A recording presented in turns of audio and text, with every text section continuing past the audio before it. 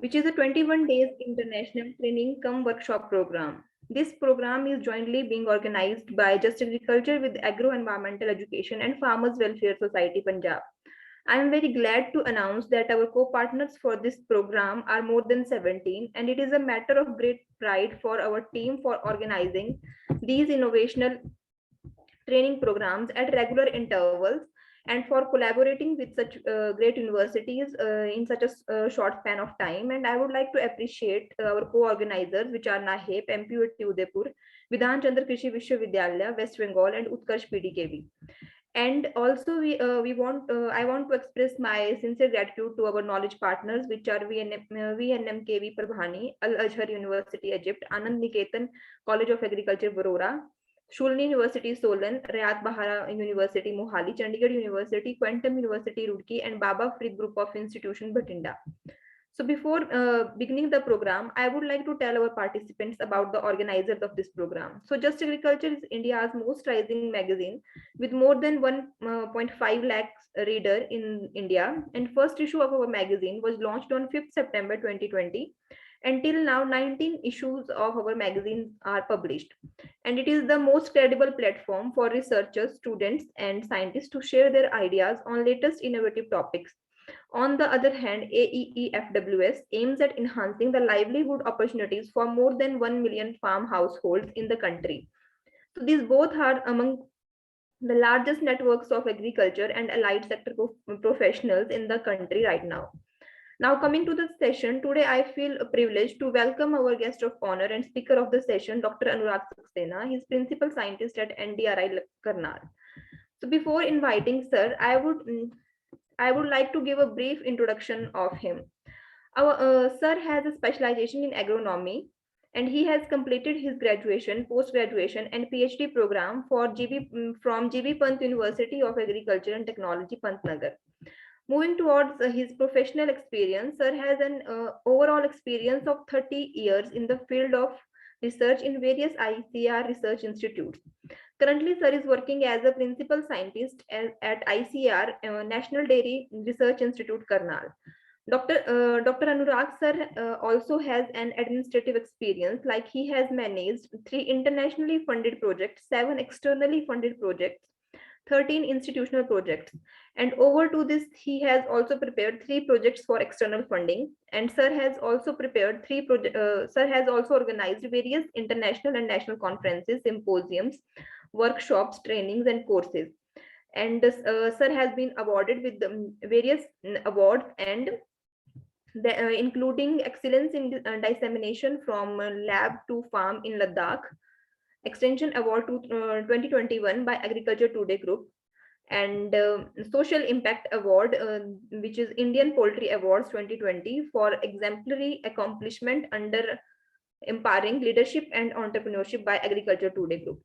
He is expert member of Commission on Ecosystem Management, International Union for Conservation of Nature. And sir has received more than 4 best poster awards in seminars and symposiums. Moreover, sir is associated with many professional bodies like Arid Zone Research Association of India, Indian Society of Soil Science, and currently he holds the position of secretary at Arid Zone Research Association of India, Jodhpur, where he had worked as a treasurer for 4 years from 2010 to 2014. And Dr. Anurag Saxena is also a part of editorial board of many reputed journals. And now coming to the publications. So sir has 47 research papers published in various reputed journals, and he is author of 4 books, and he wrote 20 book chapters, 2 training manuals, and 2 bulletins in English and Hindi, and more than 30 abstracts published in various seminars, symposium, and conferences. More than 15 technical popular articles in English as well Hindi he has published, and no doubt the presence of Dr. Anurag Saxena sir will adorn the session. And so without any further delay, on the behalf of Just Agriculture team, I take the privilege to welcome this amazing personality. So over to you, sir.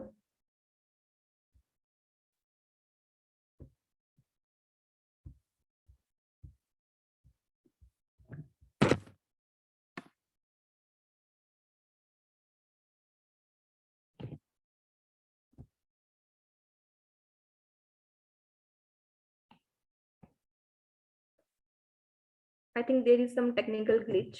So, yeah, sir is here.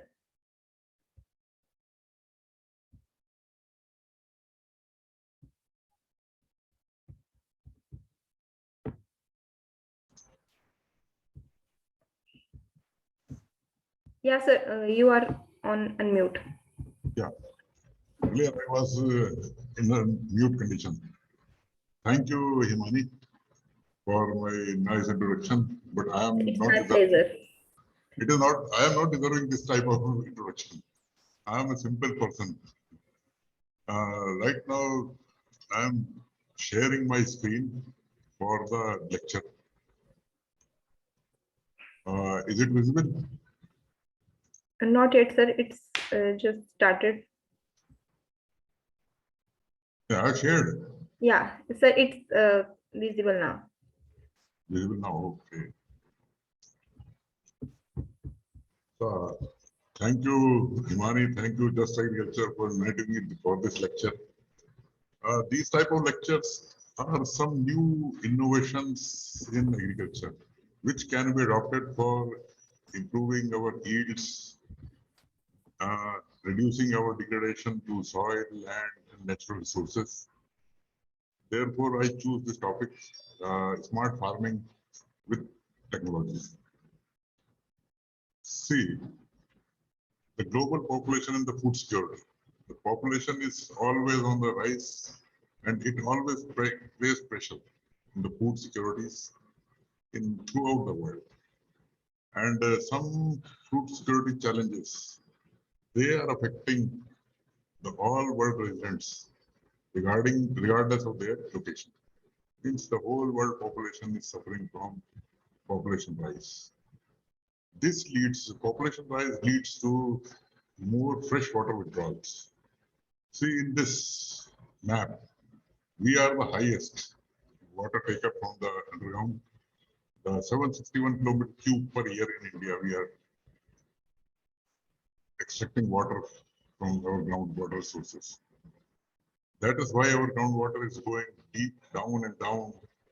And somewhere, most of the areas in Rajasthan, Punjab, Haryana, they are getting under dark zone. This is our scenario of mineral fertilizer consumption.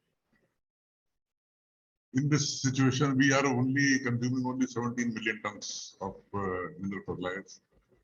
Vis-a-vis China is using 45 million tons and US is 12 million. And our production is much less than the China and the US. This is one situation, and another situation is coming through climate change.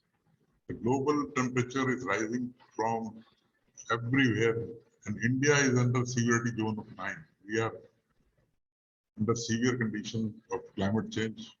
Most of the winter crops may get affected, and some C4 crops, they may get higher yields with the climate change, with the higher temperatures.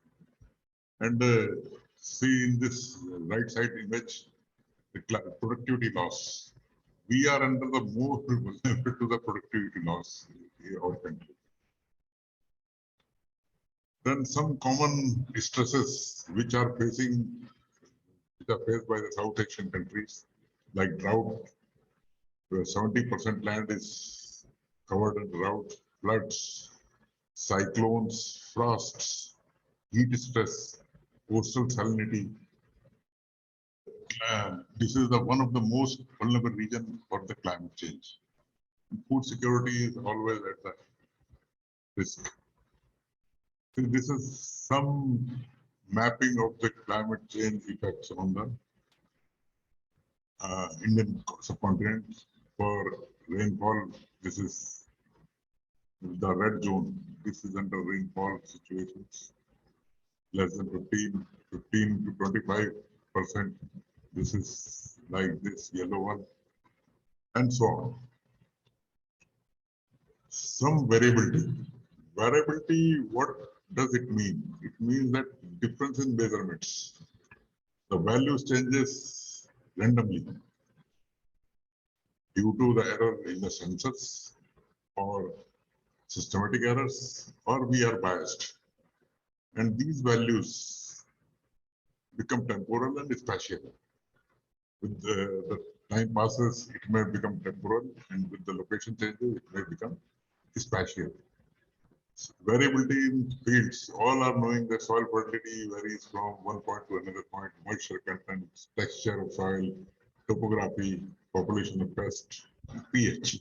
These all are the factors which are affecting the crop growth or ultimately yields.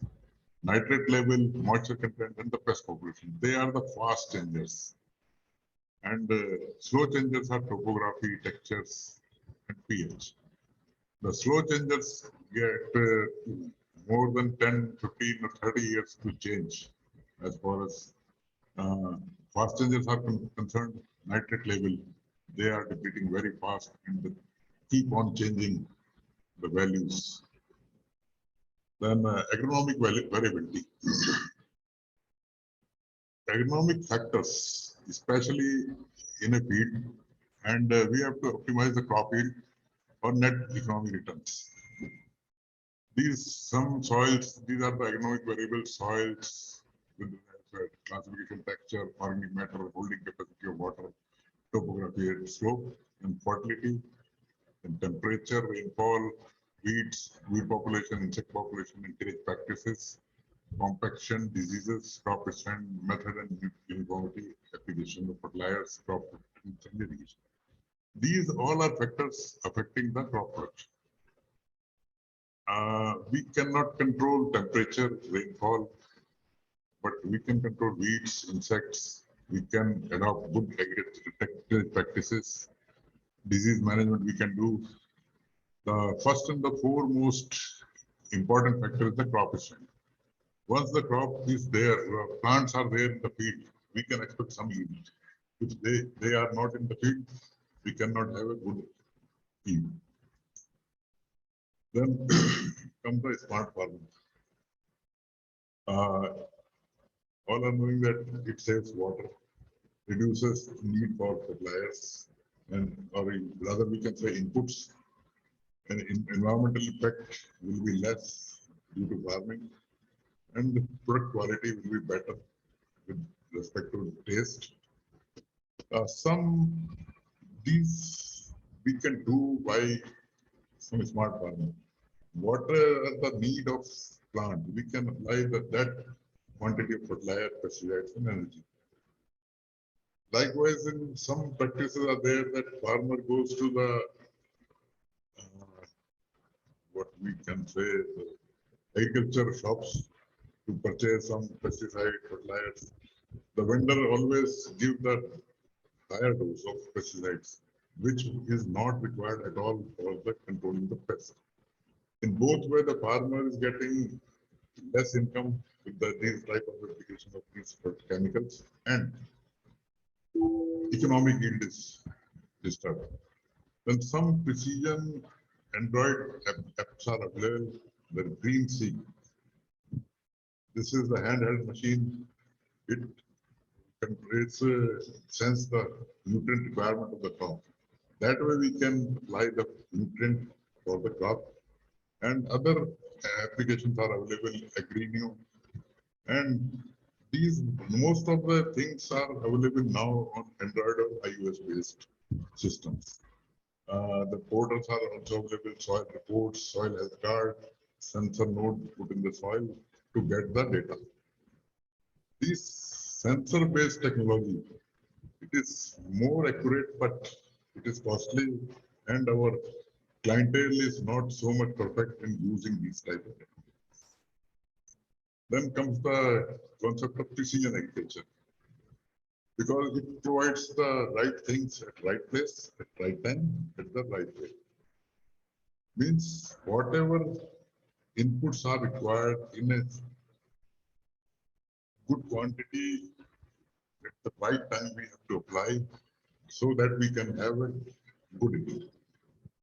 And these technology can detect which is right and which is wrong. And this technology can be used on fleet management for the cattle or large herds, arable farmings, livestock monitoring, indoor farming, fish, forestry, and storage monitoring. And how it works like this, one satellite data, this sensors are grounded, and these releases a signal and again receives a signal.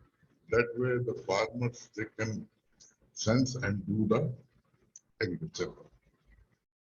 The precision agriculture, what is it? It is the application technology to manage the spatial and temporal variables. And these are different type of definitions I have put here. Then farming by foot, farming by satellite, site-specific management, and prescription farming. Just like we are going for treatment of our body to the doctor. Likewise, the farmers can go to the agri clinics, get the report, and get the prescription for their soil and for agriculture. And this agriculture is environment friendly, and it provides solutions for optimizing the quality, product quality, and minimizing the cost of human interventions and variation caused by the unpredictable nature. Human intervention, sometimes agriculture operations are very dangerous, like spraying of dangerous chemicals. Sometimes farmers inhale the chemicals and the health problem starts then. What we are doing today, the electrical and mechanical, we are doing agriculture, the hardware oriented, manual, on-site control, independent dumb machines are there. User and environment demanding machines, unpredictable quality and quantity. This we can move towards the tomorrow for information, software oriented, automatic remote remote control, network smart machines, then user environment friendly and predictability, quality and quantity assured with this technology. Then what these are the objectives, precise operations, and it reduces the waste, profit is increased, and environment maintenance, one of the foremost objectives of our present day situation. And why it is required? Just because we are degrading our lands. I mean, 85% of land is affected with water or the wind erosion. And we are depleting water resources, socioeconomic needs, environmental pollutions, and it is essential for poverty alleviation. Then scope. Likewise, India is having 169 million hectares of land, and 2/3 of arable lands is rainfed, which has a higher potential to get the higher productivity. We have to concentrate on these rainfed areas, and this precision agriculture holds a good promise through technology revolutions. See, in 1900, one farmer fed only 8 people. With the inclusion of technology, 2011, likewise, one farmer fed 100 people. But in 2025, it is assumed that single farmer can feed 1,000 people with this type of technology and fertilizers, chemicals, everything, or like whatever we get through green revolution. We can have good eats.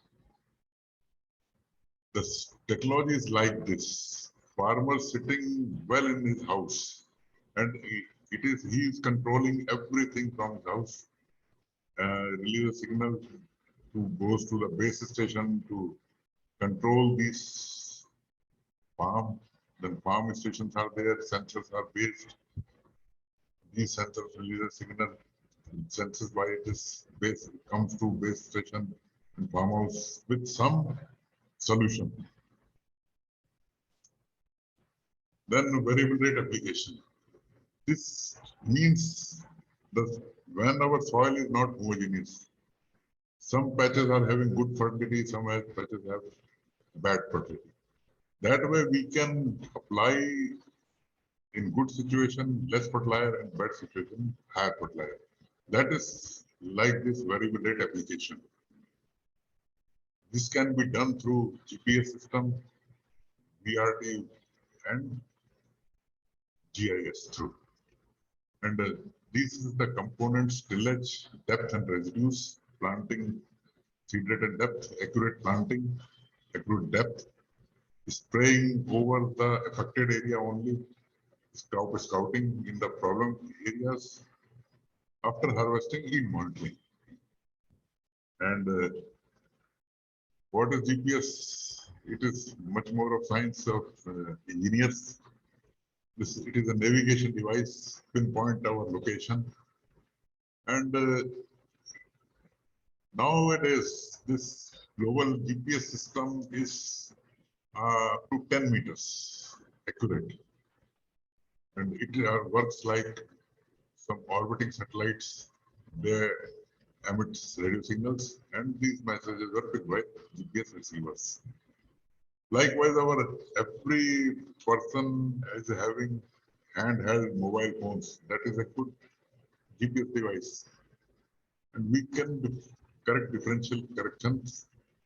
The normal GPS gives accuracy to 1 meter, but these are costly, and it can be used by stationary base stations, and or we can have a subscription through commercial satellites. This is a schematic diagram. It is base station, receiver through satellite. It is transmitting. The satellite is like this, orbiting in the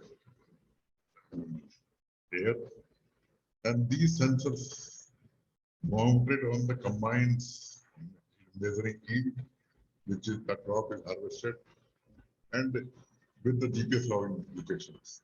When farmer is getting every information right in the house, and the operator is only running the machine. So these type of crop, corn, wheat, canola, and soybean, they are under this GPS monitoring system. Like cotton, this type of emitters are engaged in this thing in the field stations and the combined harvesting. Then field maps. It gives the overall picture of the field. Which area is giving higher yield, which area is giving less yield. And it also quantifies the variability in a field. This can be done through sampling also, but this is done through machines. Then come the VRT spreaders, like where the requirement of fertilizer is more, it can be done through this machine. It is the application map, which is developed earlier. Then it is programmed. Through programming, machine is giving the fertilizer application. Then remote sensing, different thing. Through aerial photographs, satellite images, it highlights variability in the field. And this can be like infrared image through satellites, color images we can have through Google. And this Google technology is much more helpful nowadays as compared to the infrared image, because higher skill is required in identifying the images in the infrared image. Then some ground control points that is installed in the soil or in a field. These are the major input. They are giving major input for the farmers or the programmers. Which area requires which type of input. That can be supplied through machines. And every machine is having their GPS antenna, ground control points, and the data loggers. These data loggers compile the data, transmits, and these are used for programming. Then different type of machines are available, differential, handheld, dependent on accuracy, dependent on receiver, view, satellites. Higher the resolution, higher the cost of the image and the data. How can we go for this area composite sampling? And soil test values within the area, it can be like the exact or according to the size, shape of field. Everywhere it can be done through grids or simply taking the soil samples and analyze them. And it is an example of like this. This is open field and this is the grids. Here we can have sampling of soil. Then again, the grids can be grids, and sample can be taken from grid center or at the intersections or geo-referenced. But single hole or single sample from a grid, it is not justified. We have to take 2 or 3 samples from the one grid. That can be more accurate. And for drawing input maps, this type of things can be done, will be done by the programmers and highly skilled persons. Because most of the farmers are illiterate, they can use their data after the software is installed on the computer or machine is programmed according to their needs. The highly skilled persons are required. What are the challenges? Technical expertise is required. And, in India, we are having small land holdings. Technology cost is very high. Internet access still is a problem in the remote areas where farming is done, and literacy.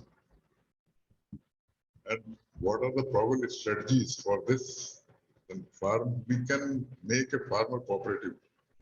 Means we should make a good larger area under farming for installing these type of machines.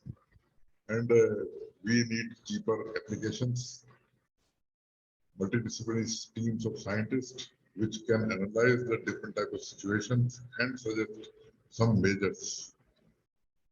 And pilot projects should be run, and government legislation is required for this type of practices.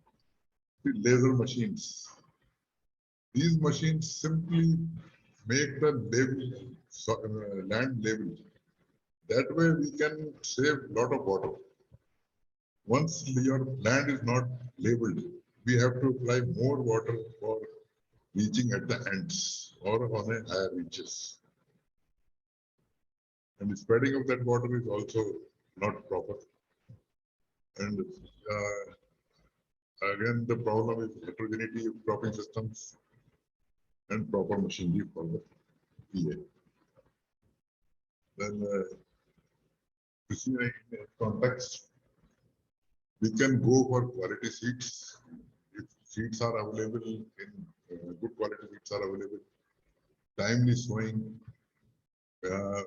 When the prediction of weather is done by the machines, accurate prediction is required for doing this type of operations. Precise sowing means exact sowing of seeds. We should not use over seed rate. That way we can economize our farming, and so that we can have adequate plant stand to manually or through machines. Inputs we have to apply through precisely, and weed removal at the time. Insect disease can be an adequate precision irrigation. If we follow this type of things, we certainly have good yields, or we can increase yields by 10 to 30%, whatever we are achieving nowadays. Then comes the climate smart agriculture. Smart agriculture with respect to climate. This is for food security, mitigation of climate change effects, and adaptive capacity of the farmers and the crops. The concept is like this: adaptation, mitigation, consortium practice and policies. This is for productivity, higher returns, efficiencies, less emissions of CO2, methane, GHGs, and resilience to the crop. Weather-related risks, they are increasing in the winters. With this type of crop, the all wheat is, the grain was shrink, the wrinkled grains were harvested when it was used through conventional agriculture. But when we use the happy feeders and adopted conservation agriculture, the good quality of grains and higher yields were achieved. That is like see this situation in Karnal and in Bihar. Uh, this is the concept. The crop should tell the machines how much water they are requiring and at what rate. Simply sensors are put in the soil for the water moisture contents, and the sensors transmit the signals. Receiver is there. It controls the control panel and it starts the motor. Then water goes to the field. Likewise, unnecessary irrigating the crop, it is not justified at all. Different type of apps and websites, they are available. Internet experts for wheat, for hybrid maize, and these handheld devices are available, and the seeders and weeding, everything they are done. This can be done through current and FFPs and heats, the soil, nitrogen management, social and splitting and profit analysis. They all done by the machines. These are some climate smartness technologies. The higher inputs, we can have higher yields, higher greenhouse emissions. Emission intensity, we do not know, or we have not worked so far. Investment increases, but income remains the same. Likewise, everywhere, there's a level heat increases, GHG increases, emission intensity increases, investment increases, and income also increases. Like residue management, nitrogen sensors, tensiometers, crop insurance, and climate smart villages. This is the concept. Then yield increase and income increase. And rest, everything is decreased, but investment cost is more.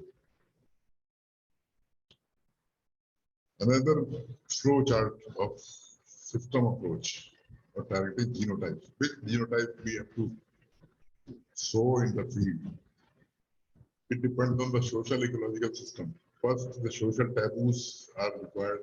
Then the cropping systems, resources, decision making. Then comes the landscape features, different type of economic diversity, biophysical landscape policies, markets. And then comes the farming system, cropping system, the land, capital, labor, others, resource allocation. How much resource we have to allot for particular crop or a particular component of the agriculture. Objective, what are the objective of growing these crops and what is the thresholds? Then comes the cropping system. It depends on the soil types, rainfall patterns, temperature regimes, crops and varieties, and the nutrient management practices and different agronomical practices like research for development approach. The climate smart agriculture system focused on strategic applied research. These are different type of hubs, modules are available, and different platforms are there. These can be done through participatory approach with the farmers. Innovations are required from the part of farmers, companies, and the scientists. And we have to convert these technologies and put in the field. And innovative businesses models like this business model policy frameworks, they should work together for extra revenue and surplus for animal feed. When we go for cooperation, we can have higher yields, more market control, more time, higher revenue, less risk, climate smart. And this can be done through back-end service providers, front-end markets, and end-to-end value chain approaches. Whatever they are producing, they should go in a value chain. It is an integrated approach, like weather is smart. Weather forecasting is required, index-based insurance, seeds for needs, and crop diversification agroforestry. This can be done very well in the farm. Then water is smart. Direct field rice means earlier we were going for puddled rice. Now we can have DSR or maize-based systems where we are having problem of irrigation water. We can go reduce the water requirement by replacing the crop. Higher water requiring crops should be replaced by less water requiring crops. And precision land labeling, AWD. Carbon smart. When we go for no tillage, residue management, legumes, there will be more carbon accumulation in the soil and less carbon is reduced, escape to the environment. And nutrient smart, likewise, then energy smart, knowledge is smart. This is the integrated approach we can go for the climate smart. And this is a multi-stake participatory. We should focus more on youth, women, socially disadvantaged groups, innovation systems, farmer cooperatives and service windows. Then this is the major challenges. We should target women and youth, smallholder farmers and socially different groups. This is thank you from my side. Hello. Hello, Himani. Yes, sir. Yes, sir. Thank you so much, sir. So we have some questions from the audience.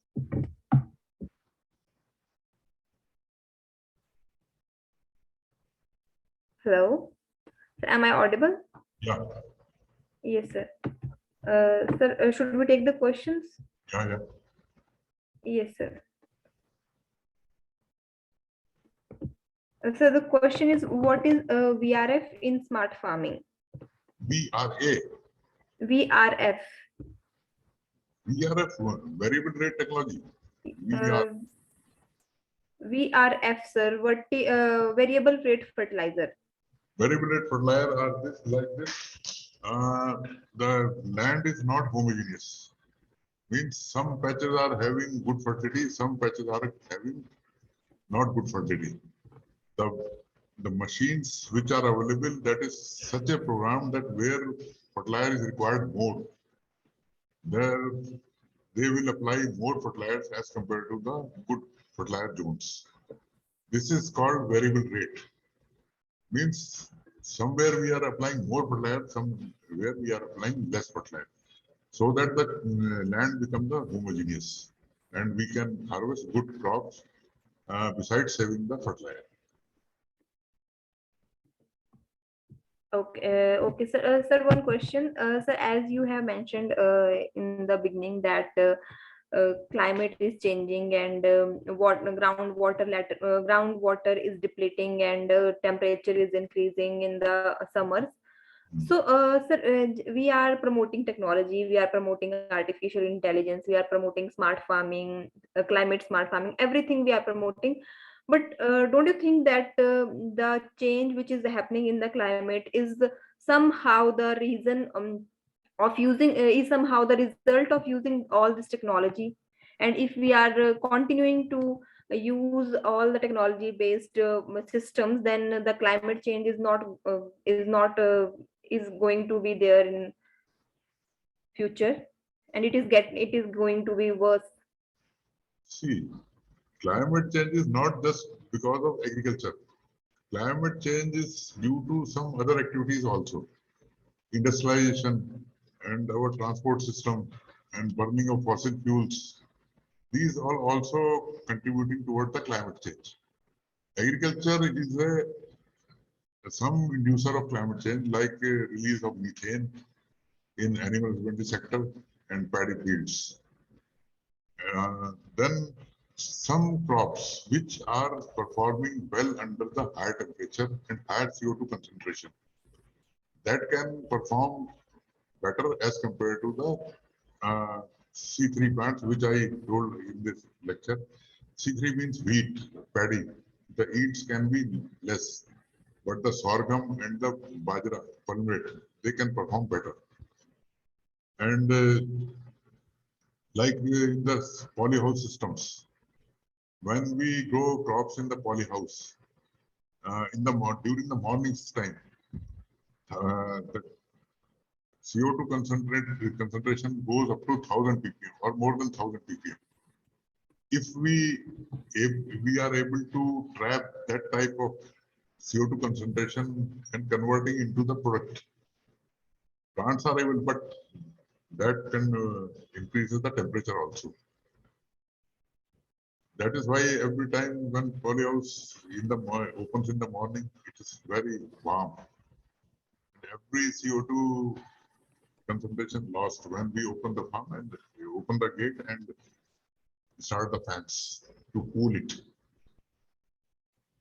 This type of technology we are requiring how to use efficiently the higher concentration of CO2 and converting into the products. Okay. So right now, what is the status of the this precision farming and smart farming and climate smart agriculture in India? Is this limited to the research institutes only, or the farmers are actually adopting it at grassroots level? Some progressive farmers are adopting it. Some farmers are adopting, but still it is in a primitive stage. We have gone a long way to introduce these type of technologies and make the farmers friendly, or like simple technology like mobile, everyone is using. If we are able to introduce this type of technology, means simple technology, that way this can be very good, have very good adoption rate as compared to the complicated technologies. Means we have to simplify the technology. Yes, sir. Sir, right now we are in an era of social media. We are in an era of internet. We are using internet for everything. And due to COVID, all the things they came online. Even the classes and even everything is online. So we are in the era of technology, and now we are in such a state that at some point of time we need technology detox.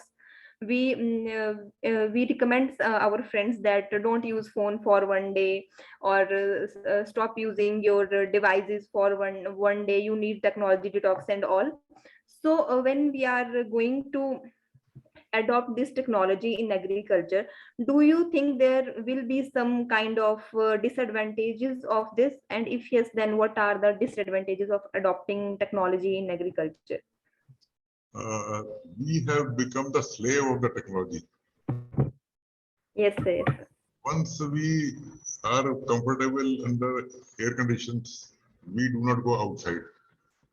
Simply when you were child, you might be playing outside the house. But now your children or maybe they will be sitting in the house and playing on the mobile phones or TV. Sure, Or sir. and that way, agriculture, agriculture cannot be done virtually or online. One has to go to the field and do the hard work. Then only we can get something. Sowing of seed, machine can do, but monitoring is from the human side. This way we can have a good what is called protocol for the production. But even human intervention is required at the field level. Someone has to go because everything cannot be monitored remotely. Some visual things that can be done. Yes, sir.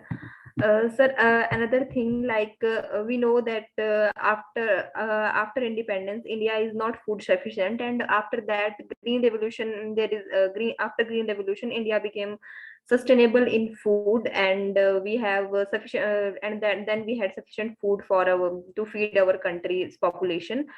But with the time, farmers or the growers, they started uh, exploiting the pesticides, fertilizers, or the hybrid seed. And now we are at a stage that we recommend farmers do not use excessive pesticide or go for natural farming, organic farming.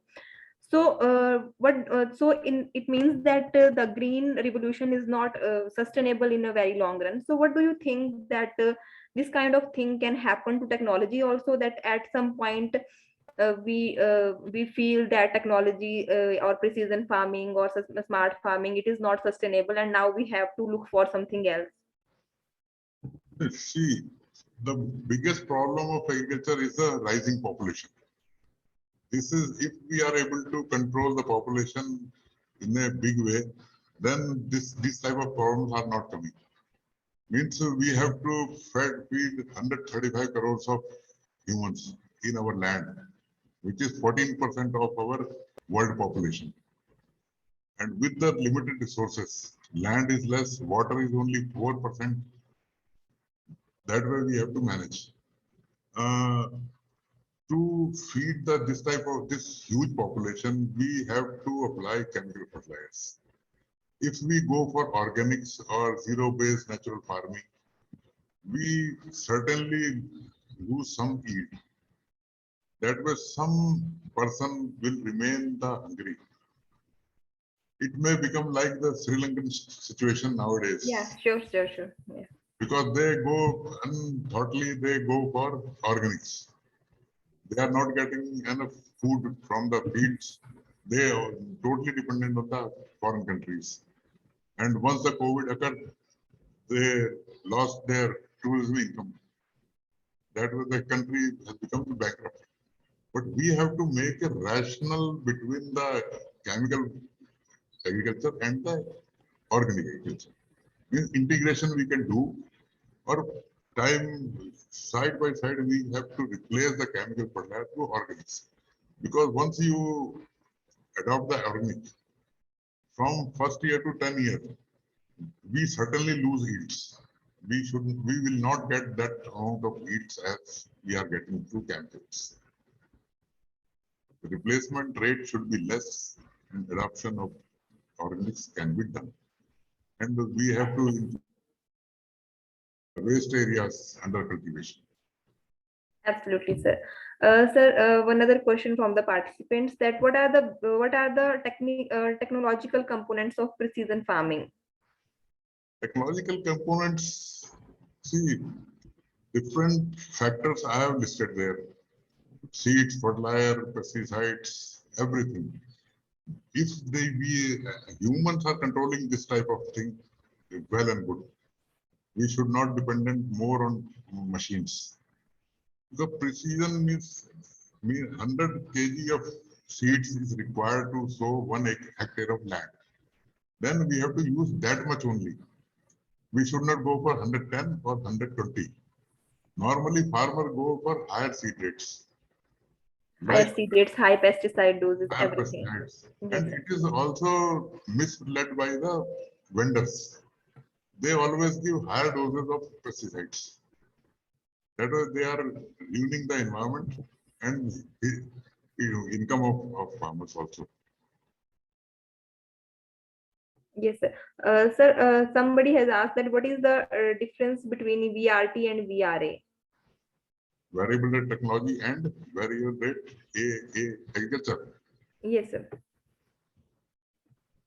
VRA, A or T. T is technology, A is agriculture. Then VRT technology that can be applied on the variable rate agriculture. Variable rate agriculture means where the input is required more, we have to apply there. Means everywhere we have not to apply same quantity of fertilizer or input at the same rate. Where it is required more, we have to apply more. Where it is required less, we have to apply less. This is the concept of precision. Yes, sir. So according to you, how we can motivate the farmers to opt the climate smart agriculture, like to go for growing of those crops which are suitable to that particular climate, like how we can just motivate them, because they are they generally stick to the crops which they are growing from years and years. So how we can just motivate them and to change their cropping pattern? Simply, the first thing comes in the farmer's mind. They grow for themselves. First, they will grow for themselves. Then, if the grains are more, they are producing more, they will sell in the market. Because subsistence farming, normally our farmers are doing subsistence farming. 1 quintal or 2 quintal grains are available with them, they will use themselves. They will not go for market. This is where then assurance of market.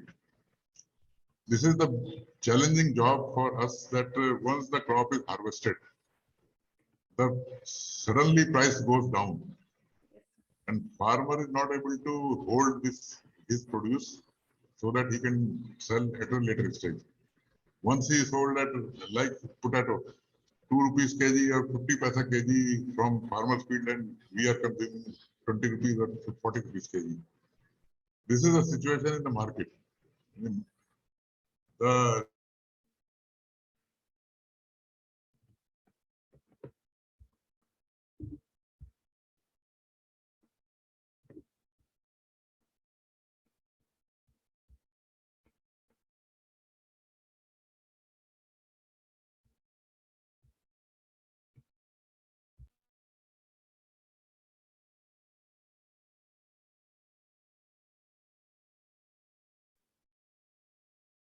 Hello.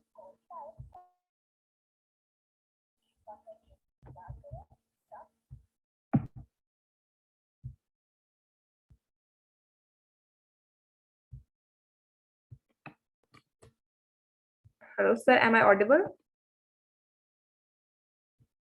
Yes, Shivani, you are audible. Sir has disconnected. Okay, okay. I think there must be some technical glitch.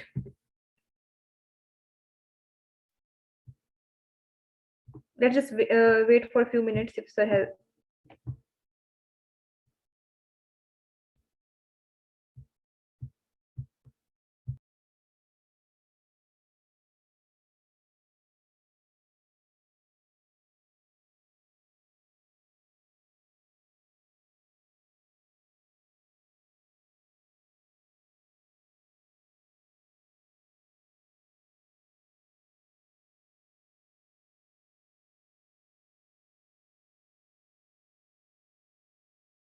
There is participants, there is some kind of technical problem, and sir has lost the connection. So sir has beautifully explained about the smart farming, climate smart agriculture, and precision farming, and we are very grateful to him for sparing his valuable time and answering our questions very beautifully. So now it's time for the next session of today's evening. So for the next session, I would like to hand over this virtual podium to Diksha. Diksha, are you there?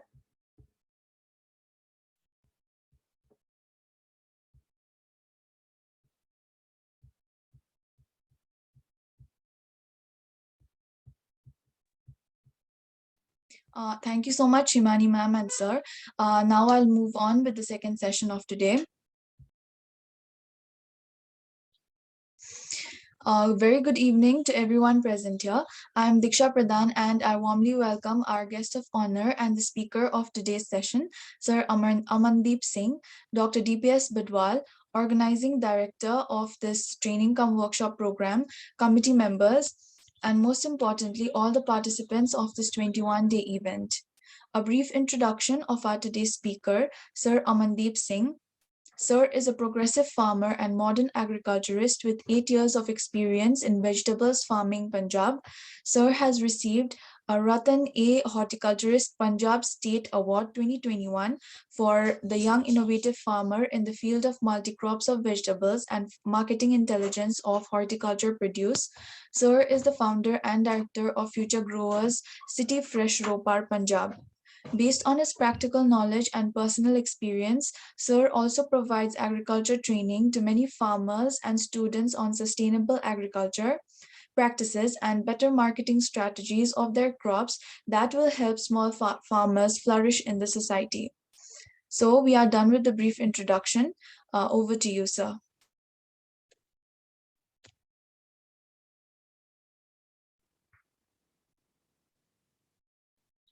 Hello, my voice is clear. Yes, sir.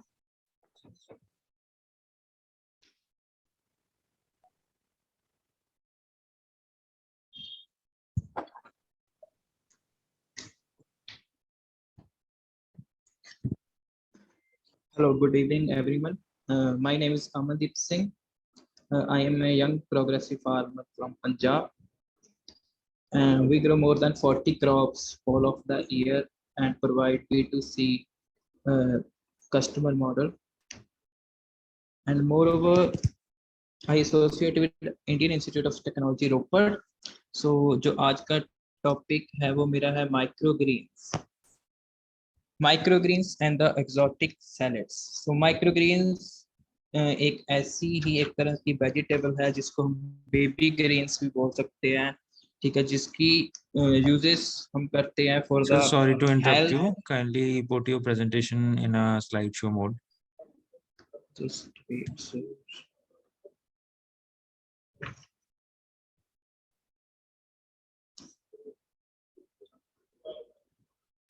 Okay sir, ठीक है sir. Yes sir. ठीक है sir, मैं हिंदी में बात करूंगा, ठीक है जी. हिंदी पंजाबी मिक्स और इंग्लिश मिक्स, ठीक है जी. Yes sir. यस. माइक्रोग्रीन्स क्या होते हैं? Microgreen seedling of eatable vegetables and herbs have gained popularity as a new culinary trend over the past few years. There are a beautiful, colorful, taste and healthy and small in size. Microgreens जैसे हम कोई भी seedling grow करते हैं, उसकी जो first true leaves होती हैं उसको हम माइक्रोग्रीन्स बोलते हैं, जिसको हम कंज्यूम कर सकते हैं with in the time period 50 to 20 days. इसका जो ट्रेंड है जी कुछ साल पहले England, European countries and more over the northern American countries में स्टार्ट हुआ था. सो इसका जो बिजनेस है, वहाँ के लोग अपनी बेसमेंटों में जो बेसमेंट्स होती हैं, ठीक है, इसको इंडोर फार्मिंग में लेकर वो इसका प्रोड्यूस करते हैं और वो अपना B2C जैसे कि फार्मर टू कंज्यूमर के जो मॉडल्स होते हैं उसमें वो इसको सेल करते हैं, ठीक है जी. सो माइक्रोग्रीन काफी ज्यादा खूबसूरत होते हैं और इनका जो टेस्ट होता है as compare to mature vegetable काफी अच्छा होता है. मोर ओवर ये स्मॉल इन साइज होते हैं, ये 2, 3 और 4 इंचेस का इसका साइज होता है, ठीक है जी. Microgreens are in normal words the first true leaf of anyone. Microgreen किसी भी प्लांट, किसी भी जो हम सीड ग्रो करते हैं, जो सीड का जो फर्स्ट लीफ होता है उसकी जो फर्स्ट वाइन होती है उसको हम माइक्रोग्रीन बोलते हैं और they are consumed very soon after sprouting. कोई भी सीड स्प्राउट होने के बाद अगर हम उसको ड्राई होने से पहले पहले कंज्यूम करते हैं और उसका जो हम जूस बनाकर कंज्यूम करते हैं, सो उसे हम माइक्रोग्रीन्स बोल सकते हैं. इसको हम बेबी ग्रीन्स भी बोलते हैं एंड इसको जो पंजाबी में कह सकते हैं इसको छोटी पनीरी भी कह सकते हैं, ठीक है. Rather than after the plant has matured to produce multiple leaves, they also have much high nutrition value than mature vegetables. Microgreens की जो nutrition values है वो mature vegetables से काफी ज्यादा बढ़कर होती है. जैसे कि मैं रेडिश की बात करता हूँ, रेडिश का अगर न्यूट्रिशन, रेडिश एक मैच्योर है और एक माइक्रोग्रीन्स में है तो 40 इंटू उसका न्यूट्रिशन वैल्यू हाई होगा अगर हम उसको माइक्रोग्रीन में कंज्यूम करते हैं. और मोर ओवर वो एंटीऑक्सीडेंट का हमें हमारी बॉडी के लिए, ठीक है, और हमारा जो डाइजेशन सिस्टम है उसके लिए काफ़ी हाई वैल्यू रखता है, क्योंकि ये सारे के सारे हमारे माइक्रोग्रीन्स ब्लड पे ही काम करते हैं, ठीक है जी. They are also have much higher nutrition value than mature vegetables and many plants and herbs are cultivated for development of the microgreens. बहुत सारी हर्ब्स हैं और बहुत सारे मैच्योर वेजिटेबल्स हैं, जैसे कि ब्रोकली हो गया, कैबेज हो गया, पर्पल कैबेज हो गया, और रेडिश की वैरायटीज हो गया, पी शूट्स हो गया। सो दिस काइंड ऑफ वैरायटीज हम माइक्रो ग्रीन में यूज करते हैं। इनको आज के जो ट्रेंड है, जो आज का मॉडर्न एरिया चल रहा है, माइक्रो ग्रीन की डिमांड हौली हौली मतलब धीरे धीरे से काफी ज्यादा बढ़ रही है, क्योंकि जो होटल्स है, होटल इंडस्ट्रीज है, और मोर ओवर जो कैफे है, रेस्टोरेंट्स है, वहां पे इसकी जो कंजम्पशन है वो स्टार्ट हो चुकी है। जैसे कि मैं बात करूं इंडिया में, नोएडा की बात करूं, गुड़गांव की बात करूं, वहां पे माइक्रो ग्रीन्स आपको एक आम ही मिल जाएगा। ठीक है जी, मैनी प्लांट्स एंड हर्ब्स, इसमें बहुत सारी हर्ब्स होती है, जैसे कि रोजमेरी भी हो सकती है, ठीक है जी, बेसिल हो गया, पर्पल बेसिल हो गया, एंड थाइम हो गया, ठीक है, क्रेस हो गया। सो दिस काइंड ऑफ हर्ब्स भी हम माइक्रो ग्रीन्स में यूज करते हैं। और इसका जो types of micro greens like broccoli, red cabbage, green cabbage, radish, sunflower, amaranth जिसे हम चलाई बोलते हैं, और क्रेस जिसको हम पंजाबी में हाड़ों कहते हैं और हिंदी में मुझे पता नहीं, केल, मस्टर्ड, रॉकेट लीफ हो गया, दिल हो गया, फिनल हो गया, बेसिल हो गया, बीटरूट हो गया, स्विस चार्ट हो गया, और कैरेट हो गया। और इसको हम मेज में भी ले सकते हैं, व्हीट ग्रास में भी ले सकते हैं, और एक जैसे कि पी शूट्स होते हैं जिसको हम पीस के भी हम माइक्रोग्रीन्स तैयार कर सकते हैं। How to grow microgreen, microgreens को हम अपने घर पे नॉर्मली ग्रो कर सकते हैं। जैसे कि हमने कोई सीडलिंग तैयार करनी हो, कोई सेम पैटर्न है, उसी पैटर्न के साथ हम माइक्रोग्रीन्स को अपने घर में ग्रो कर सकते हैं, और इसको हम अपने कमर्शियल बिजनेस में लेके जा सकते हैं step by step. Microgreens can be grown indoor and outdoor. Microgreens को हम दो तरीकों से ग्रो कर सकते हैं। इंडोर जैसे कि हाइड्रोपोनिक और एक्वापोनिक को हम इंडोर में ग्रो कर सकते हैं। सेम उसी पैटर्न के साथ हम माइक्रोग्रीन्स को इंडोर में ग्रो कर सकते हैं। और आउटडोर का जो इन्वायरमेंट है वो नेचुरल एनवायरमेंट होगा, ठीक है जी, पॉली हाउस। और पॉली हाउस को हम उस समय यूज कर सकते हैं जैसे कि हमारा टेम्परेचर काफी ज्यादा नीचे चला गया। अदरवाइज हम इसको ओपन एनवायरनमेंट में ग्रो कर सकते हैं according to the environment, according to the climate and according to the temperature. जैसे कि व्हीट ग्रास की बात करता हूँ, पंजाब में व्हीट ग्रास को हम ग्रो करते हैं सितंबर के बाद। हम व्हीट ग्रास को ग्रो करना स्टार्ट कर देते हैं, क्योंकि इसमें बहुत सारी जो प्रॉब्लम्स फेस करने को मिलती है, लाइक दैट इसमें एक वाइट मोल्ड नाम की एक आता है। इसमें क्या होता है कि वाइट कलर के फॉर्म की तरह एक डिसीज आता है, और ये पूरे माइक्रोग्रीन्स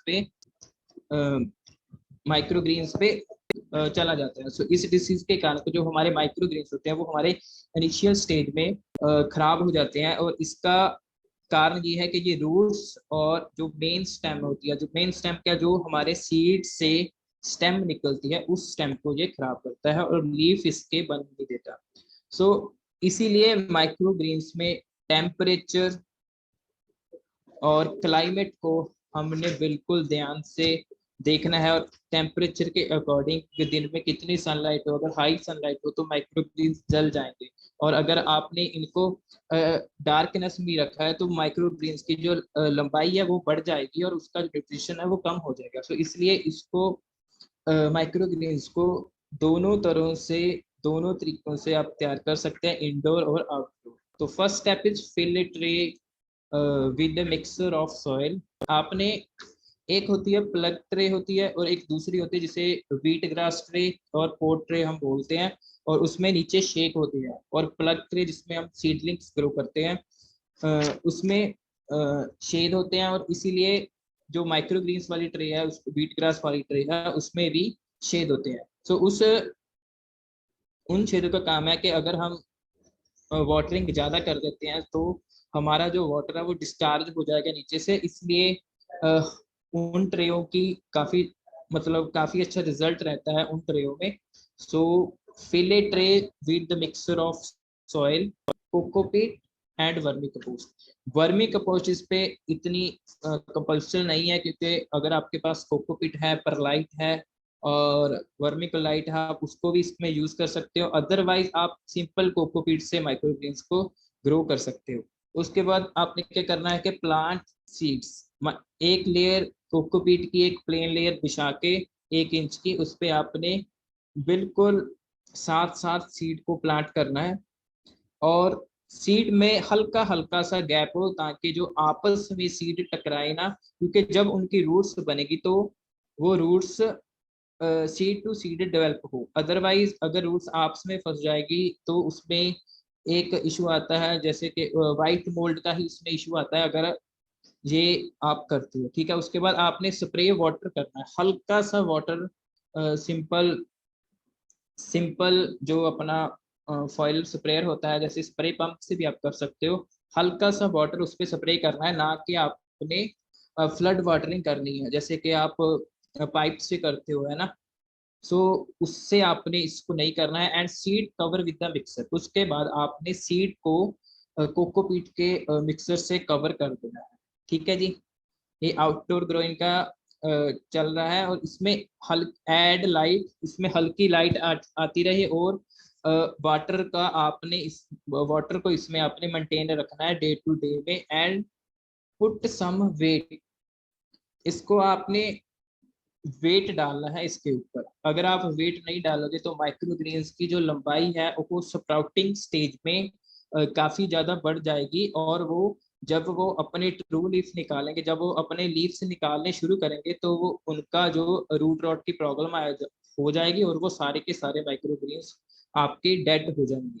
सो वेट को आपने उस पर डालना है, जैसे कि ट्रे को हम ट्रे पे स्टैगिंग करके रख सकते हैं। ठीक है जी, उसके बाद अनकवर द ट्रेस, ट्रेस को आपने 2 और 3 दिनों में, जब सीड स्प्राउट हो जाएगा, सीड का जो फुटारा होने के बाद आपने उनके जो माइक्रोग्रीन्स की ट्रेज है उनको अनकवर करना है और expose the sprout to sunlight.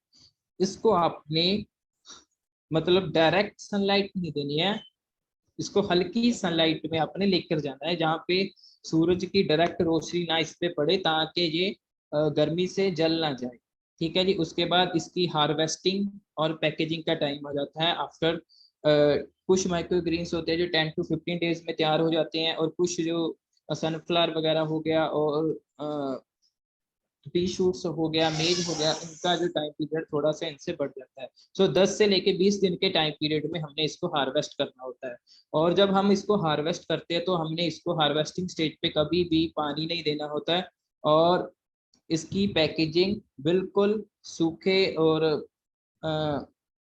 Dry में ही करनी है। ठीक है जी, और सेम जब प्रैक्टिस आप इंडोर फार्मिंग में यूज करोगे, fill the tray mixture of soil, plant seed, spray water and seed cover, sunlight, some wet. So ये सारा आप प्रोसेस इंडोर ग्रोइंग में यूज करोगे। ठीक है, all practice of growing is same as outdoor growing system, but for the photosynthesis we can use low heat LED lights. जो हमारे घर पे लाइट्स होती हैं उसको भी हम यूज कर सकते हैं, पर उसमें एक ध्यान ये रखना है कि कोई भी लाइट हीट प्रोड्यूस ना करती हो। हाइड्रोपोनिक और एक्वापोनिक्स की जो इंडोर फार्मिंग के हम ग्रोइंग लैम्प यूज कर सकते हैं, उन एलईडीज को लगाकर हम अपने इंडोर में माइक्रोग्रीन्स को ग्रो कर सकते हैं। माइक्रोग्रीन्स की लाइट्स रेड, ब्लू और वाइट ही होती है। सो जो टेम्परेचर रिक्वायर्ड है माइक्रोग्रीन्स के लिए वो है 15 degree Celsius to 26 degree Celsius. So 15 से जो 26 डिग्री का टेम्परेचर होता है, ये टेम्परेचर हम अपनी सीडलिंग्स ग्रो करने के लिए भी यूज करते हैं। सो इस टेम्परेचर में हमारा जो सीड है वो बिल्कुल प्रॉपर स्प्राउट होता है और उसके बाद इसकी जो फर्स्ट वाइन्स है वो बिल्कुल हार्ड और काफी अच्छी क्वालिटी में बनती है। अदरवाइज अगर हमारा टेम्परेचर ज्यादा हो तो तब हमारा सीड स्प्राउट होएगा पर वो हाइट निकालेगा। अगर हमारा टेम्परेचर कम हो तो हमारा सीड ट्रे में ही एज उसका जो स्प्राउटिंग टाइम है वो आगे निकल जाएगा अगर टेम्परेचर हमारा 10 डिग्री से कम हो। ह्यूमिडिटी लेवल इसमें 40% to 60% ह्यूमिडिटी लेवल होना चाहिए। अगर ह्यूमिडिटी ज्यादा होएगी तो इसमें स्प्राउटिंग से लेकर मैच्योरिंग पीरियड तक इसमें बीमारियां को आप फेस करते रहोगे। ठीक है जी, सो ये है इसको फिल करने का और हार्वेस्टिंग से लेके पैकेजिंग तक का एक। इसमें सबसे पहले क्या करना है कि आपने इन ट्रे में, आप देख सकते हो कि ट्रे में छोटे छोटे शेक हैं जो हमारे वाटर को डिस्चार्ज करेंगे जब हम अपने वाटर को जैसे कि अगर हम फ्लड से वाटर दे देंगे तो वाटर ज्यादा हो जाएगा और वो ट्रेयों से बाहर निकल जाएगा for this kind of tray.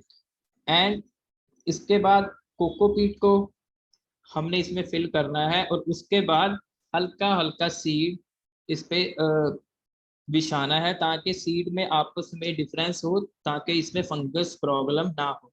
उसके बाद स्प्रिंकलर से या फिर हम स्प्रेयर पंप की वर्तों से हम इसको वाटरिंग, इसको पानी देना है, ठीक है जी। और खास ध्यान रखा जाए कि फर्स्ट स्टेज में हम इसको पानी बहुत ही कम देना है ताकि हमारा सीड गले ना और वो प्रॉपर स्प्राउट हो सके। उसके बाद हम ट्रे को ट्रे के साथ ही ढक देना है और ताकि इसमें डार्क इन्वायरमेंट हो जाए, क्योंकि डार्क इन्वायरमेंट हमारा ह्यूमिडिटी लेवल बनकर हमारा जो सीड है वो एक अच्छी तरह से स्प्राउट करेगा, ठीक है जी। आप इसको किसी कपड़े से भी ढक सकते हो और उसके ऊपर आपने इसमें वेट डालना है। ये एक ट्रे है, अगर आपके पास मल्टी ट्रेज होगी तो आप इसको स्टैगिंग में स्टेयर्स की तरह इसको आप ऊपर से ऊपर रख के भी कर सकते हो। उसके बाद आपने डे टू डे में इसका मतलब ध्यान रखना है ताकि जो हमारा जो सीड स्प्राउट हुआ है उसकी जो हाइट है वो बढ़ ना जाए। अगर हमारी हाइट बढ़ जाएगी तो लीफ बनने से पहले ही माइक्रोग्रीन्स डेड हो जाएंगे, ठीक है जी। और उसके बाद इसमें आपने ध्यान रखना है, जो 6 फोटो है इसमें आप देख सकते हो कि ये वाइट कलर और वाइट और लाइट ग्रीन की आपको इसमें स्प्राउट्स दिख रहे हैं। सो इसी स्टेज में आपने इन ट्रेस को अनकवर करना है और इसमें डे टू डे में आपने वाटरिंग का ध्यान रखना है और कोशिश की जाए कि अगर हम कोई भी प्लांट, कोई भी माइक्रोग्रीन या कोई भी हम सीडलिंग ग्रो करते हैं उनका जो वाटरिंग टाइम पीरियड है अगर हम मॉर्निंग में रखेंगे तो हमारा जो प्लांट है वो काफी अच्छा ग्रो होएगा। और सेम एज माइक्रोग्रीन्स, अगर विंटर्स है तो विंटर्स में ऐसे है कि रात को पानी अपने आप आता रहता है, जैसे ओस से पानी आ जाता है, सो वो कोकोपीट इसको कंज्यूम कर लेता है, ठीक है जी। गर्मियों में आप इसको 2 टाइम भी पानी देना पड़ सकता है। अगर ये ड्राई हो जाएगा और जिस जल्दी ही इनिशियल स्टेज में सूख के मर जाएगा। उसके बाद 10 से 12 दिन की केयर के बाद आप माइक्रोग्रीन्स को हार्वेस्ट करना स्टार्ट कर सकते हो। हार्वेस्ट करने से पहले आपको ध्यान रखना होता है कि आपने इसको पानी नहीं देना, क्योंकि अगर आप पानी देकर हार्वेस्टिंग करोगे तो ये पैकेजिंग में जाकर गल जाएगा, क्योंकि ये बहुत ही ज़्यादा सॉफ्ट लीफ होता है और इसमें हल्का हल्का जूस होता है। अगर ये इसकी एज बढ़ जाएगी तो ये ड्राई हो जाएगा, तो इसका जो न्यूट्रिशन है वो हमारी बॉडी के लिए, और जो कोई भी इसको कंज्यूम करेगा, कोई डाइट के लिए कंज्यूम करेगा, ठीक है, और कोई इसको डेली रूटीन में यूज करेगा for any kind of disease like cancer के लिए भी यूज कर सकते हैं और डायबिटीज के लिए भी लोग माइक्रोग्रीन्स को कंज्यूम करते हैं। सो उसमें उनको ये दिक्कत आएगी अगर हम पानी देकर पैकिंग करके मार्केट में माइक्रोग्रीन्स को बेचेंगे, ठीक है जी। और इसका जो पैकिंग का साइज काफी ज्यादा मैटर करता है। अगर आप ग्रोइंग करने के बाद आप इसको 10-15 दिन में पैदा कर मार्केट में लेके जाते हो, अगर आप 1 से लेके 2 किलो की पैकिंग करोगे तो आपको उसका अच्छा प्राइस नहीं मिलेगा। सो इसलिए इसमें पैकेजिंग 100 ग्राम से लेके लास्ट 250 ग्राम तक हम इसकी पैकिंग करते हैं और इसको आप होटल्स के साथ टाई अप करके भी सेल कर सकते हो। सो ये देख सकते हो सेम एज इंडोर सेटअप में, सेम जैसे कि आप हाइड्रोपोनिक का सिस्टम होता है इंडोर फार्मिंग का, सेम उसी तरह की लाइटिंग है, उसी तरह का रैक्स लगे हुए हैं और सेम वही पैटर्न में हम माइक्रोग्रीन्स को इंडोर में ग्रो कर सकते हैं। और इसकी जो शेल्फ है वो स्टेप बाय स्टेप है। अगर हमारा फर्स्ट शेल्फ हम सीड स्प्राउटिंग के लिए, दूसरी उसके बाद और लास्ट बार हम हार्वेस्टिंग के लिए रख सकते हैं। और इसको आप ऊपर से भी शुरू कर सकते हो, नीचे से भी शुरू कर सकते हो। और जो आउटडोर सेटअप है उसमें आप देख सकते हो कि इसको आप अगर आप विंटर के, जैसे कि आप हिमाचल प्रदेश हो, आप अपर हाइट से जहाँ पे टेम्परेचर बहुत ही ज्यादा कम है, वहां पे आप इसको पॉली हाउस में ग्रो कर सकते हो। पंजाब में अगर दिसंबर जनवरी का जो मंथ होता है उसमें आप इसको पॉली हाउस में ले आकर ग्रो कर सकते हैं। पर वो भी डिपेंड करेगा आप कौन सा माइक्रोग्रीन यूज कर, मतलब कौन सी माइक्रोग्रीन की वैरायटी आप ग्रो कर रहे हैं। ठीक है जी। और इसकी जो मेन बात है कि आपने सीड को कैसे चूज करना है माइक्रोग्रीन्स में। माइक्रोग्रीन्स में आपने हमेशा देसी सीड ही यूज करना है, क्योंकि अगर आप हाइब्रिड या कोई भी ट्रीटेड सीड, जैसे कि बहुत सभी सीड्स जो हाइब्रिड होते हैं और कोई भी किसी कंपनी से आप खरीदते हो, तो बेसिकली वो विस्टन और थिराम से ट्रीटेड होता है, और ये दोनों ही एक पॉइजन है। ठीक है जी। अगर आप इनिशियल स्टेज में माइक्रोग्रीन्स को किसी ट्रीटेड हुए सीड से ग्रो करते हो, तो आप माइक्रोग्रीन्स को इनिशियल स्टेज में ही कंज्यूम करते हो। सो वो जो जहर का जो जैसे कि जो भी उसमें थिराम ट्रीटेड है, उसका असर आपकी बॉडी में डायरेक्टली जाएगा, क्योंकि आप उसको डायरेक्टली ही कंज्यूम कर रहे हो। ठीक है जी। सो बेसिकली इसमें यही है कि आपने जो सीड, जैसे कि हमारे देसी सीड्स होते हैं ना, सो उसको आपने इसमें ग्रो करना है। अदरवाइज आप चाहोगे तो किसी से खरीद सकते हो, किसी से अगर, पर फिर भी इसमें खास ध्यान यही है कि अगर आप अनट्रीटेड सीड यूज करोगे तो वेल एंड गुड है, अदरवाइज आप ट्रीटेड सीड तो यूज नहीं कर सकते, क्योंकि बहुत सारे, जैसे कि कुछ माइक्रोग्रीन 10 दिनों में तैयार हो जाएंगे, तो 10 दिनों में आप माइक्रोग्रीन तो कंज्यूम करेंगे ही, पर आप उसके साथ एक जहर को भी कंज्यूम करोगे जो हमारे सीड से माइक्रोग्रीन्स में गई है। सो यही एक खास इसमें मतलब ध्यान रखने वाली गल हैगी आ कि इन किस तरह ग्रो करना है ते किस तरह इहदा सिस्टम है। ये कोई बहुत वड्डी, जिद्दां कि मैं पंजाबी दस सके, कोई बहुत वड्डी एडी टैक्नोलॉजी नहीं हैगी कि ਅਸੀਂ माइक्रोग्रीन ਨੂੰ ग्रो नहीं कर सकते। ਵੀਟ ਗ੍ਰਾਸ ਅਸੀਂ ਆਪਣੇ ਘਰਾਂ 'ਚ ग्रो कर सकते हैं। ਵੀਟ ਗ੍ਰਾਸ हो गया, ਵੀਟ ਗ੍ਰਾਸ काफ़ी ज़्यादा मतलब उसका जो अच्छा रिस्पांस मिल रहा है। पंजाब में बहुत सारे फार्मर्स भी है जो वीट ग्रास को जूस बनाकर देते हैं। आप माइक्रोग्रीन्स को जूस में भी ले सकते हो और किसी डिश के लिए गार्निशिंग करने के लिए भी यूज कर सकते हो। और मोर ओवर अगर आप होटल्स के साथ कॉन्टेक्ट करोगे तो वहाँ पे आप इसको काफ़ी अच्छे रेट पे सेल कर सकते हो। मोर ओवर अगर आपके पास कोई बिजनेस आइडिया नहीं है तो आप माइक्रोग्रीन्स का एक स्मॉल स्केल बिजनेस अपने ही एक छोटे से बेसमेंट और किसी छोटे से कमरे और कोई छोटे से गार्डन से आप इसको स्टार्टअप ले सकते हो, क्योंकि इसमें आपकी जो इनकम रहेगी वो डे टू डे में आपकी इनकम आती रहेगी। ठीक है जी। और जैसे कि वीट ग्रास है, so wheat grass basically use for the cancer patients है ना। So cancer patient wheat grass को कंज्यूम करते हैं और ये क्योरेबल नहीं होता, पर इसका जो बेनिफिट रहता है वो ब्लड प्योरिफिकेशन के लिए बरते जाता है। सो इसको हम कैंसर की स्टेजेस को देखकर मतलब दे सकते हैं। मोर ओवर आप जैसे कि एक लुधियाना में स्टार्टअप था, उन्होंने क्या किया कि वो सुबह सुबह पार्क में जाकर वीट ग्रास और उसके साथ उन्होंने रेडिश का माइक्रोग्रीन्स लिया, इन दोनों को मिक्स करके वो 30 से 60 ml का शॉट 20 से 30 रुपए में सेल करना उन्होंने स्टार्ट कर दिया था। सो वो डे टू डे में उनके जो कस्टमर है वो बढ़ते गए। सो आज वो एक छोटा सा स्टोर उन्होंने किया है। सो वहां से ही उनका जो वीट ग्रास भी सेल हो रहा है और उसके साथ उन्होंने काफी ज्यादा और जूसेस को ऐड किया है जो ह्यूमन हेल्थ के लिए काफी अच्छे हैं और जिसमें कोई प्रिजर्वेटिव नहीं यूज हो रहा है और जिसमें आप कोई कलर नहीं यूज करना है और इसमें no sugar and no added flavour. ठीक है जी। सो माइक्रोग्रीन्स में आप एक small scale business with small investment इसको आप स्टार्टअप ले सकते हो।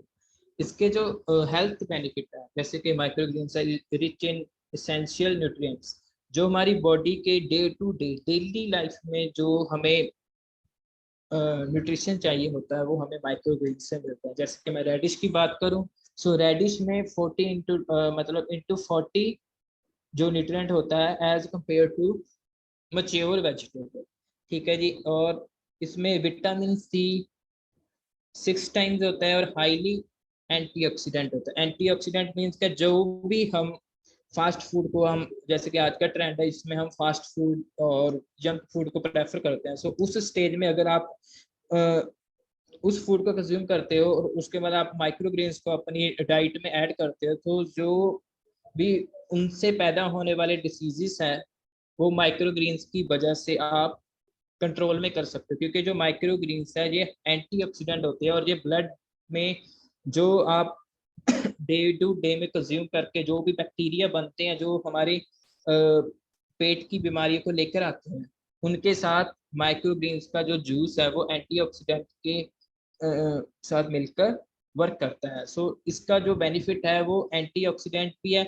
और जैसे कि कैंसर पेशेंट में कैंसर में क्या होता है, कैंसर स्टेजेस में क्या होता है कि ब्लड्स के जो सेल्स है वो हार्ड हो जाते हैं, जैसे कि ब्लड जमना स्टार्ट हो जाता है ना। सो उस स्टेज में अगर हम व्हीट ग्रास का जूस देते हैं, सो वो जो हमारी नसें हैं, नसों की ब्लॉकेज को खोलना स्टार्ट करता है। और उसका जो, ये क्योरेबल नहीं है, ठीक है जी, पर उससे हमारी हेल्थ में कुछ ना कुछ धीरे धीरे जान आती रहती है और हम कैंसर जैसी बड़ी बड़ी बीमारियों के साथ एक अपने देसी तरीके से लड़ सकते हैं। Helps to reduce your risk of heart disease, ठीक है जी। और इसका जो हार्ट डिसीज का सेम पैटर्न हो गया, जो हम इसको अगर ब्लड के साथ जोड़े, ब्लड और हार्ट का दोनों का एक ही कनेक्शन है, ठीक है। अगर हमारा ब्लड अच्छा होता तो हमारा हार्ट में भी कोई ज्यादा डिसीजेस नहीं आएगी। Helps to might help fight cancer, ठीक है। कैंसर से ये लड़ने में आपको ताकत देगा। अगर आपके साथ में कोई है, अगर आप उसको डे टू डे में व्हीट ग्रास जूस देते हो, तो आप अपने प्रैक्टिकल के साथ आप देख सकते हो कि 10 से 15 दिन के बाद उनकी जो हेल्थ है वो इम्प्रूव होने लग जाएगी, ठीक है। उसका कारण ये है कि उनका जो ब्लड का जो सर्कल है वो स्लो स्पीड में चलता है, अगर कैंसर में चलता है तो उसकी जो स्पीड है वो बढ़ जाएगी और जो हार्ट है वो प्रॉपर वर्क करने लग जाएगा। सो हेल्प्स फाइट कैंसर। उसके बाद बूस्ट योर इम्यून सिस्टम। अगर आपका डाइजेशन में आपको कोई प्रॉब्लम नहीं है, तो आपका जो इम्यूनिटी है वो ऑटोमेटिकली बूस्ट तो होगी ही होगी। उसके बाद इम्प्रूव आई साइट। कोई भी क्रीम्स आप कंज्यूम करते हो तो आई साइट पे उसका इफेक्ट पड़ता है। सो आई साइट को इम्प्रूव करने के लिए भी माइक्रोग्रीन्स की वरतों की जा सकती है। और लोअर कोलेस्ट्रॉल, जिनका कोलेस्ट्रॉल बढ़ता है, हम उसको विटामिन सी रिकमेंड करते हैं, जैसे कि माल्टा हो गया, और उसके बाद पोमेलो हो गया, एंड मोर ओवर मौसमी हो गया और लेमन जूस हो गया। वो हम कोलेस्ट्रॉल को रिड्यूस करने के लिए ड्रिंक करते हैं। और माइक्रोग्रीन्स में 6 टाइम मोर विटामिन सी। अगर एक पोमेलो में विटामिन सी 10% है और पर माइक्रोग्रीन्स में वो 60% हो जाएगा। सो इसलिए ये लोअर कोलेस्ट्रॉल के लिए भी काफी अच्छा है। डिलीवर कैल्शियम, आयरन, मैग्नीशियम, जो हमारे बेसिक जो हमें बॉडी के लिए न्यूट्रिशन चाहिए होता है, उसके लिए भी माइक्रोग्रीन्स काफी ज्यादा फायदेमंद है। मैनेजिंग वेट, इसमें कैलोरीज नहीं होती। अगर किसी भी फूड में कैलोरीज होगी तो आपका वेट बढ़ेगा ही बढ़ेगा। जैसे कि एक्सोटिक सैलड को आप कंज्यूम करते तो आपका वेट नहीं बढ़ता, पर आपकी जो पेट की जरूरत होती है वो आपकी पूरी हो जाती है। सो इसलिए जो माइक्रोग्रीन्स है वो आपके वेट को मैनेज करने में हेल्प करते हैं। Marketing strategies, quality packaging boxes. So सबसे पहले तो बात ये है कि हम इसको कैसे अट्रैक्टिव करें, कैसे इसको हम मार्केट में सेल करें। सो बेसिकली जैसे हमने जब स्टार्ट किया तो जो हमें फर्स्टली हमने क्या किया था कि हमने अपना व्हीट ग्रास का जूस कैंसर पेशेंट को फ्री ऑफ द कॉस्ट देना स्टार्ट किया। सो उसके बाद डे टू डे में हमारे पास लिंकेजेस बढ़ने लगे। फिर हमारे साथ होटल इंडस्ट्री जुड़ी है, तो हमने अपना माइक्रोग्रीन्स 2019 में 2018 में स्टार्ट किया था। तो एक होटल को हम एक दिन का कम से कम 2 से लेकर 3,000 का माइक्रोग्रीन सेल करते थे उस समय पे, ठीक है जी। उसके बाद इसमें क्या होता है कि क्वालिटी पैकेजिंग बॉक्सेस, अगर आप 1 से लेकर 2 किलो की इसकी पैकिंग करोगे तो कोई भी इसको खरीदेगा नहीं, क्योंकि जो हमारा प्राइस था तो हमारा था 1 रुपए का 1 ग्राम। अगर हम इसको 1 केजी का बॉक्स तैयार करेंगे तो ये कम से कम 1000 रुपये मतलब 1000 पर केजी इसका प्राइस हो गया, और कोई भी कंज्यूमर इसको नहीं खरीदेगा क्योंकि उसका जो पैकिंग बॉक्स है वो काफी बड़ा है, और इसका जो लाइफ साइकिल, जो लाइफ पीरियड है वो काफी कम होता है, इसमें फंगस लग जाएगी और ये गल जाता है कुछ दिनों में। अगर आप छोटी पैकेजिंग में इसको सेल करते हैं तो हर कोई इसको इजीली बाय कर सकता है। अगर 50 से लेके 100 रुपीज का आप एक छोटा सा बॉक्स अच्छी पैकिंग में तैयार करके आप उसको सेल करते हो तो उसका जो आपको मार्केट में अच्छा प्राइस भी मिलेगा, और आपके जो प्रोड्यूस है उसकी एक वैल्यू बनेगी और उसकी एक पहचान बढ़ेगी। ठीक है जी। इसके लिए आप कांटेक्ट कर सकते हो with the local vegetable stores. अगर आपकी सिटी में कोई वेजिटेबल स्टोर्स है, जैसे कि रिलायंस मार्केट हो गया, मोर ओवर मोर हो गया, इजी डे हो गया, एंड और काफी सारे स्टोर्स होते हैं, वेजिटेबल स्टोर्स होते हैं, आप उसमें इनको देना स्टार्ट कर सकते हो।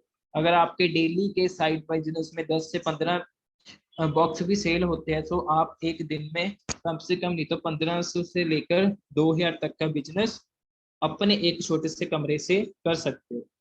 सेल्फ मार्केटिंग सबसे अच्छा जो सिस्टम है वो सेल्फ मार्केटिंग क्या है। सेल्फ मार्केटिंग में जैसे कि आप व्हीट ग्रास को हम लेते हैं, व्हीट ग्रास को आप कैंसर पेशेंट्स तक पहुंचाएं, ठीक है, उनकी भी हेल्प होगी और आपको भी बेस्ट पीसेस मिलेगी कि आप एक अच्छा प्रोड्यूस लाकर उन कैंसर फाइटर को दे रहे हैं जो इस कैंसर जैसी बीमारी से लड़ रहे हैं। ठीक है जी। इसको आप लोकल जो अपना पार्क्स होती हैं, लोकल सोसाइटीज होती है, लोकल सोसाइटीज के जो गार्डन्स होते हैं वहां पे जाकर आप मॉर्निंग और इवनिंग टाइम में इसको आप एक छोटा सा स्टॉल लाकर सेल करना स्टार्ट कर सकते हो। उसके बाद और organise awareness camps in the society. Society को अवेयर करने के लिए आपको कैंप्स को ऑर्गेनाइज करने ही पड़ेंगे, क्योंकि बहुत सारे होंगे जो माइक्रोग्रीन्स बारे जानते नहीं होंगे। ठीक है। सो उनको इसकी न्यूट्रिशन बताने के लिए, इसकी जो वैल्यूज है बताने के लिए आप अगर ऑर्गेनाइज कैंप ऑर्गेनाइज करते हो सोसाइटीज में जाकर, तो वहां से आप एक अपना कस्टमर बिल्ड कर सकते हो, और एक से स्टार्ट करके आप काफी ज्यादा कस्टमर एक छोटी सी सोसाइटी में बना सकते हो। Supermarket and grocery stores and local vegetable store, आप इनके बेनिफिट्स ले सकते हैं, क्योंकि सुपरमार्केट्स में बहुत ज़्यादा कस्टमर होता है और वो कस्टमर भी एक अच्छी क्लास का होता है जो इन चीज़ों को समझ सकता है। और सबसे जो बेस्ट तरीका वो है कॉन्टैक्ट विद डाइटिशियन, क्योंकि डाइटिशियंस के पास वही जाएगा जिनको अपनी हेल्थ की फिक्र हो। ठीक है। अगर वो डाइटिशियन का 15,000 से लेकर 20,000 रुपये उनकी फीस भर सकता है, वो अपनी हेल्थ के लिए माइक्रोग्रीन्स भी खरीद सकता है। सो आप डाइटिशियन के साथ कॉन्टेक्ट करके अपना जो प्रोड्यूस है उनको सेल करना स्टार्ट कर सकते हो, क्योंकि कोई भी नॉर्मल बंदा है वो डाइटिशियन के पास नहीं जाएगा। ठीक है।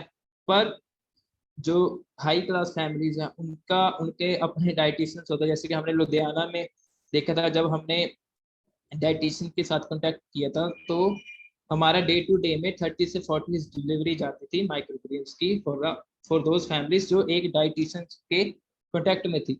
उसमें हमने डाइटिशियन को कमीशन दिया और अपना कमीशन रखा और हमने अपना प्रोड्यूस सेल करना शुरू कर दिया।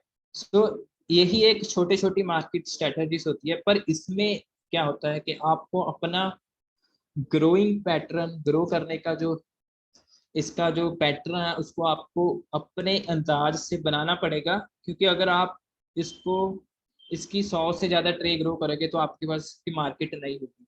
सो इसलिए आपको उस हिसाब से उन ट्रेयों को ग्रो करना है जिसके हिसाब से आपके पास डे टू डे में मार्केट मिलती रहे और आप इसको अपने प्रोड्यूस को अच्छी तरह से सेल करते रहें और इसमें आपकी वेस्टेज भी कम से कम। ठीक है। अगर मैं एक ट्रे की कॉस्ट निकालूं तो कम से कम हमारा 20 से 30 रुपए का एक खर्चा हो जाता है एक ट्रे को ग्रो करने में। ठीक है जी। सो उस ट्रे को आप 2 से लेके 300 में भी सेल कर सकते हैं। ठीक है जी। So this is the microgreens.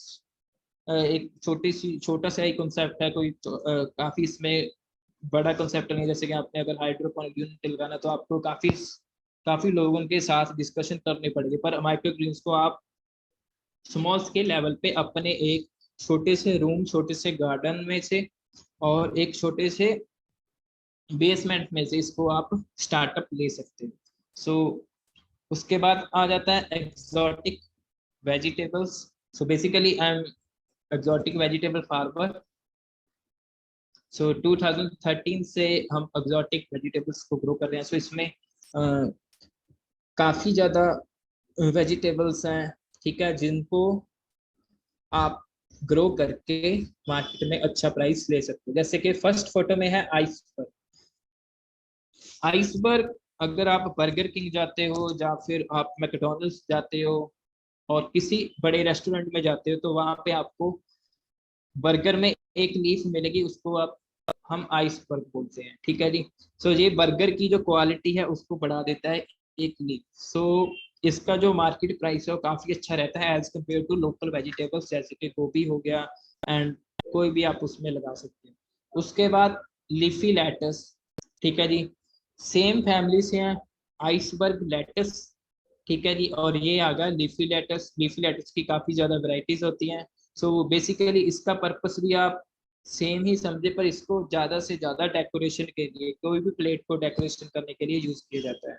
उसके बाद बेबी स्पिनाच आ गया जो स्मॉल पालक होती है, ठीक है, and cherry tomatoes and more over एक बकेट है जिसमें काफी सारी वेराइटीज है, कलरफुल कॉलीफ्लावर है, पर्पल है, येलो है, ब्रोकली है, केल है और लेटस है और रेड लेटस है। सो इन चीजों की जो डिमांड होती है वो सिर्फ होटल इंडस्ट्रीज में ज्यादा होती है, अगर मैं पंजाब की बात करूँ। और बाकी स्टेट्स में जो मेट्रो सिटीज है वहाँ पे कंज्यूमर भी इनको कंज्यूम करता है, और उसमें मेट्रो सिटीज में इनका जो प्राइस है वो काफी अच्छा और काफी महंगा रेट पे ये चीजें सेल होती है। आइसबर्ग लेटस, मैं ये अकॉर्डिंग टू पंजाब सीजन से बात कर रहा हूँ। टाइम पीरियड है जो आइसबर्ग लेटस का है वो है 70 to 80 डेज। विंटर सीजन की ये क्रॉप है, और इसका जो हम सोइंग स्टार्ट करते हैं वो 15 सितंबर से स्टार्ट करते हैं, और इसकी जो एंड ऑफ हार्वेस्टिंग होती है वो हमारी होती है 15 मार्च। इसको जो तैयार करने का, जो इसकी जो फार्मिंग करने का पैटर्न है वो as same same as the cabbage. ये कैबेज का ही एक प्रोसेस है, जितनी दूर पे कैबेज लगी उतनी दूर पे आप आइसबर्ग को लगा सकते हैं, ठीक है जी। उसके बाद इसमें जो खास जो डिसीजेज आते हैं, इसमें क्या होता है कि इसके जो लीफ है वो सूखने लग जाते हैं, उसको कम से कम किसी स्टेज में आकर आइसबर्ग का जो एक कैबेज की तरह ये मतलब टाइट होता है, वो ये टाइट नहीं होता। सो उसके लिए आपने इसका जो वाटरिंग हो गया और मोरओवर इसका जो न्यूट्रिशन है उस पर काफी मतलब अच्छी तरह अगर आप ध्यान दोगे तो ये भी प्रॉब्लम नहीं है। सो बेसिकली ये चीजें मैटर करती है टेम्परेचर पे। विंटर की एक्सोटिक वेजिटेबल्स हम पंजाब में यूज करते हैं दिसंबर फरवरी, जनवरी फरवरी अक्टूबर नवंबर दिसंबर जनवरी फरवरी में हम एक्सोटिक वेजिटेबल्स को ग्रो करते हैं। सो उसके बाद है लीफी लेटस, सेम ही होता है आइसबर्ग से। आइसबर्ग में बल्ब बनने के लिए लीफी लेटस से 10 से 15-20 दिन फालतू लग जाते हैं। सो इसका जो टाइम पीरियड है 50 to 60 डेज है। विंटर सीजन की क्रॉप है और start sowing 15 September and end of harvesting 15 March. 15 March मतलब एक डेडलाइन ही है कि इसके बाद जो हमारा पंजाब का टेम्परेचर है वो बढ़ने लग जाता है। तो अगर हमारा जो टेम्परेचर है वो बढ़ जाएगा तो हमारे पास ये क्रॉप ग्रो नहीं होगी, क्योंकि इसके जो लीफ है वो गर्मी के कारण जलने लग जाते हैं। Bell peppers, colored capsicum and green capsicum and sorry red and yellow capsicum। so इसको ग्रो करने का पैटर्न सेम ही है as compare to the other vegetables like capsicum, but इसमें हमने क्या करना होता है कि अगर हमने क्वालिटी प्रोड्यूस लेना होता है तो हम इसकी प्रूनिंग करते हैं।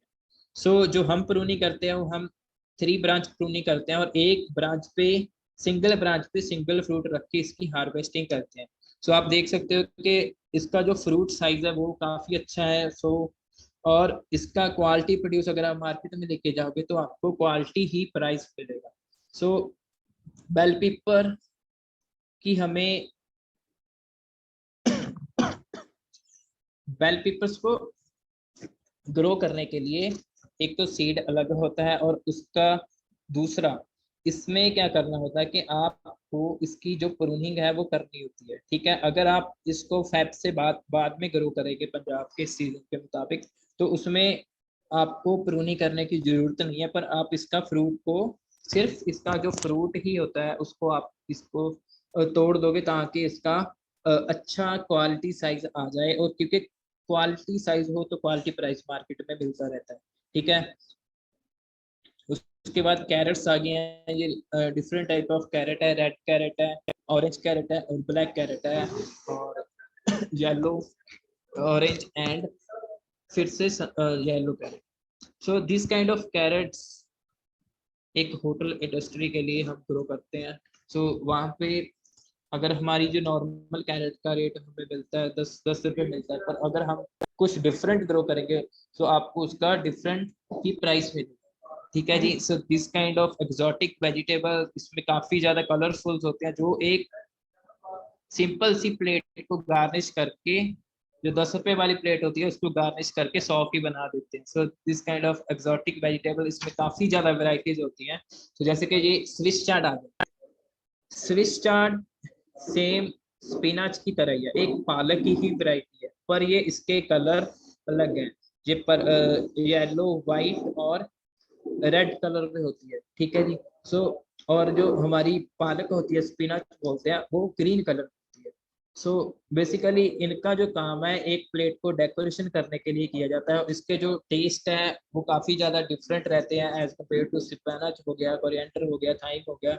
एंड इसको, इनकी जो मार्केट है वो बहुत कम होती है, पर अगर आप एक एक्सोटिक फार्मिंग कर रहे हो, सो अगर आपके पास वेराइटीज हो तो आपके पास जो खरीदने वाले हैं वो खुद चल कर आएंगे। सो इसलिए हम डिफरेंट काइंड ऑफ वेजिटेबल्स को ग्रो करते हैं अपने फार्म पे, पर इसकी जो यील्ड है वो बहुत कम होती है कि हम इसको एक बल्क में एक पैकेज बनाकर मार्केट में बेचते हैं। जैसे कि 5 किलो स्पिनच हो गया, 10 किलो कैरेट हो गया, 50 किलो आइसबर्ग हो गया और 50 किलो लेटस हो गया, उसके हिसाब से ब्रोकली हो गया, कुकम्बर हो गया। सो इनको आप हम एक पैकेज बनाकर अपने कंज्यूमर को सेल करते हैं, मोर ओवर हम डायरेक्ट वेंडर्स को सेल करते हैं।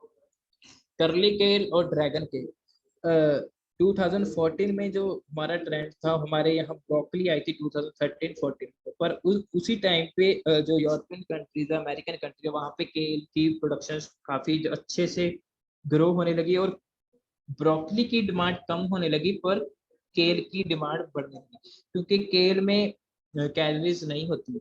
सो ये वेट लॉस करने के लिए काफी अच्छा एक सैलेड है केल का, और इसका केल का जो जूस है वो भी एक एंटीऑक्सीडेंट है और वो वेट लॉस के लिए बरता जाता है। सो इनको ग्रो करने का जो तरीका है वो सेम ही लेटस की तरह है। आप उसी की तरह इसकी सीडलिंग ग्रो करके और इसका आप डायरेक्ट सीड भी सो कर सकते हो। उसके बाद आ जाता है रेड लेटस। रेड लेटस में इसको हम बोलते हैं लोलो रोसा, ये इटालियन वैरायटी है, और इसका जो टेस्ट है वो हल्का सा मींस क्या, हल्का सा डिफरेंट होता है as compare to green lettuce. पर जो ग्रीन लेटस का टेस्ट होता है उसको आप आसानी से कंज्यूम कर सकते हो, पर अगर आप रेड लेटस को चाहे तो इसमें ये कौड़ा होता है, जैसे कि इसमें इसके जो लीव्स है वो खट्टे होते हैं। सो उसकी वजह से आप इसको डायरेक्ट कंज्यूम नहीं कर सकते, मगर इसका जो न्यूट्रिशन है वो ग्रीन लेटस से काफी अच्छा होता है। पर मोरोवली इसको अगर हम सेल करते हैं तो बेसिकली इनको मैरिजेस में, पैलेसेस में सिर्फ प्लेट डेकोरेशन करने के लिए ही यूज किया जाता है हमारे पंजाब में, पर अदर कंट्री में इसको लोग कंज्यूम भी करते हैं। उसके बाद आ जाता है पॉकचोय चाइना कैबेज। पॉकचोय एक एंटी कैंसर लीफ है जो ये मस्टर्ड फैमिली से आता है, ठीक है। सो इसमें मस्टर्ड का content as compare to other vegetable काफी ज्यादा होता है। सो ये कैंसर के लिए, फॉर द ब्रेस्ट कैंसर के लिए काफी अच्छी लीव्स है। अगर आप कोरियन कंट्रीज को देखोगे, थाईलैंड को देखोगे, चाइनीज कंट्री को देखोगे, वहां पे इन दोनों चीजों की जो डिमांड है वो बहुत ज्यादा है। सो इसकी जो यहाँ पे भी अभी डे टू डे में डिमांड काफी अच्छी बढ़ रही है, सो इसका जो मार्केट प्राइस भी है वो काफी अच्छा हम ले सकते हैं। सो पॉक चॉय हो गया, चाइना कैबेज हो गया जी। चाइना कैबेज की मैं बात करूं, अगर नॉर्मल कैबेज का होलसेल प्राइस 5 रुपए किलो है जी, इसका कम से कम हमें 20 रुपए किलो प्राइस मिलता है। सो नॉर्मल कैबेज 5 किलो है और ये एक ही पीस 1.5 kg का होता है। सो ग्रोइंग पैटर्न सेम ही है, पर एग्जॉटिक में आप मल्टीपल क्रॉप्स लगाकर एक अच्छा अपना मार्केट सेटअप कर सकते हो। उसके बाद आ जाते हैं चेरी टोमेटोज। चेरी टोमेटोज के कलर तो काफी ज्यादा होते हैं, जैसे कि येलो हो गया, ऑरेंज हो गया, रेड हो गया। उसके बाद आ जाता है पियर शेप टोमेटोज होते हैं, जो पियर की तरह होते हैं, वो भी येलो कलर में होता है। उसके बाद एक पर्पल टोमेटो भी होता है। सो ये बेसिकली ग्रीन सैलड्स की आइटम्स है। अगर आप इनको रॉ में कंज्यूम करते हो तो आपका जो बॉडी का जो डाइजेशन सिस्टम है वो काफी इम्प्रूव होगा, और आपका जो वेट नहीं बढ़ेगा, क्योंकि आप इसको रॉ में कंज्यूम करना है। इसको आप मिक्स करके कंज्यूम कर सकते हो, ठीक है जी। सो ये बेसिकली ग्रीन सैलड की ही सारी जो आइटम्स है। चेरी टोमेटो स्वीट होते हैं as compare to cluster tomato जो राउंड टोमेटो होते हैं। सो इसको आप डायरेक्ट कंज्यूम कर सकते हैं, पर इनकी हम सब्जी नहीं बना सकते क्योंकि इसको हमें टेस्ट नहीं आएगा। उसके बाद आप अपने जो प्रोड्यूस है उनका मिक्स करके एक छोटा सा सैलेड पैक बनाकर भी सेल कर सकते हो, ठीक है। इस पैक में आपको ऐसे होगा कि जो प्रोड्यूस आपका 10 रुपए किलो जाएगा, अगर आप उसको प्रोसेस कर दोगे वो 100 रुपए केजी हो जाएगा। सो इसलिए अगर हम कोई भी अपने प्रोड्यूस को पैकिंग में लेके जाते हैं और क्वालिटी में लेके जाते हैं, तो आपको अपने प्रोड्यूस की वैल्यू ज़्यादा ही मिलेगी एज कम्पेयर टू अदर्स। सो यही एक कंसेप्ट है कि आप अगर प्रोसेसिंग में जाते हो अपने प्रोड्यूस की, तो आप उसमें अच्छी मार्केट अपनी इस्टेब्लिश कर सकते हो और मार्केट में अच्छा प्रॉफिट कमा सकते हो। एग्जॉटिक फ्रेश हर्ब्स, इसमें काफ़ी ज़्यादा वैरायटीज होती हैं एग्जॉटिक हर्ब्स में, जैसे कि थाइम हो गया, रोजमेरी हो गया, बेसिल हो गया, इटालियन बेसिल हो गया, उसके बाद सेलरी हो गया, उसके बाद पार्सले हो गया, उसके बाद कोरिएंडर भी एक हर्ब्स ही है, एंड तुलसी हो गया। ये सारी वैरायटीज एग्जॉटिक में ही आती है। और अगर मैं बात करूं एग्जॉटिक हर्ब्स का प्राइस है वो काफ़ी अच्छा होता है as compare to normal coriander. हमने थाइम पार्सले ग्रो करना है और पार्सले एक कोरिएंडर की ही फॉर्म है, पर पार्सले का आपको मार्केट प्राइस 100 मिलेगा और नॉर्मल कोरिएंडर का रेट आपको 10 रुपए किलो मिलेगा। सो सेम ग्रोइंग पैटर्न है, कोई डिफरेंट पैटर्न नहीं है, बस इसकी जो मार्केट है आपको ढूंढनी पड़ेगी कि इसकी कहाँ पे डिमांड है। बेसिकली होटल इंडस्ट्री में इनकी डिमांड होती है हर्ब्स की फॉर द फ्रेग्रेंस, क्योंकि जो भी हर्ब्स है वो एक कुजीन को, एक डिश को एक अच्छी फ्रेग्रेंस देती है जिससे कस्टमर अट्रैक्ट होता है। और होटल इंडस्ट्री में इनकी जो कंजम्पशन है वो डे टू डे में काफी ज्यादा बढ़ रही है। सो आप इसमें देख सकते हो parsley, cilantro, rosemary, thyme. Parsley और सिलांट्रो ये दोनों एक सेम ही है। सिलांट्रो सेम एज कोरिएंडर हो गया और पार्सले होता है जो कर्नल में होता है। सो इनको जो ग्रोइंग करने का पीरियड सिस्टम है वो सेम ही कोरिएंडर जैसे ही है। जैसे आपने कोरिएंडर ग्रो करना है वैसे ही आपने पार्सले और सिलांट्रो ग्रो करना है। रोजमेरी और थाइम इनकी स्टिक्स होती है छोटी छोटी, वहां से आप इसको हार्वेस्ट करते रहोगे ये बढ़ती रहेगी। सो इसके जो छोटे छोटे प्लांट्स होते हैं, अगर आप साइड में, अगर मैं अपनी बात करूं, अगर मेरे पास 20 प्लांट साइड में लगे होते हैं तो इसका जो हमें मार्केट प्राइस मिल जाता है 800 से लेके 1000 रुपए किलो तक। तो हम एक साइड छोटी सी, मतलब छोटे से गार्डन से अपना साइड इनकम सोर्स निकाल सकते हैं इन जैसी हर्ब्स के साथ। ऑरिगेनो हो गया, फ्रेश ऑरिगेनो, रॉकेट लीफ हो गया, स्टीविया हो गया, फिनल हो गया। स्टीविया आपको पता ही है कि स्टीविया की जो कंजम्पशन है वो शुगर पेशेंट भी कर सकते हैं क्योंकि ये स्वीट होता है। सो स्टीविया को आप एक छोटी छोटी पैकिंग में ले जाकर इसको ड्राई कर कर आप एक अपना छोटा सा बिजनेस भी स्टार्ट कर सकते हो, क्योंकि stevia is one of the काफी अच्छा है for the sugar patient, for the diabetes patients के लिए, क्योंकि जो डायबिटीज पेशेंट्स है वो शुगर को डायरेक्टली कंज्यूम नहीं कर सकते हैं, जैसे कि वो शुगर पिल्स लेते हैं, ठीक है, और उसमें काफी केमिकल्स होते हैं और एक केमिकल का ही मिक्सचर होता है एक sugar pill.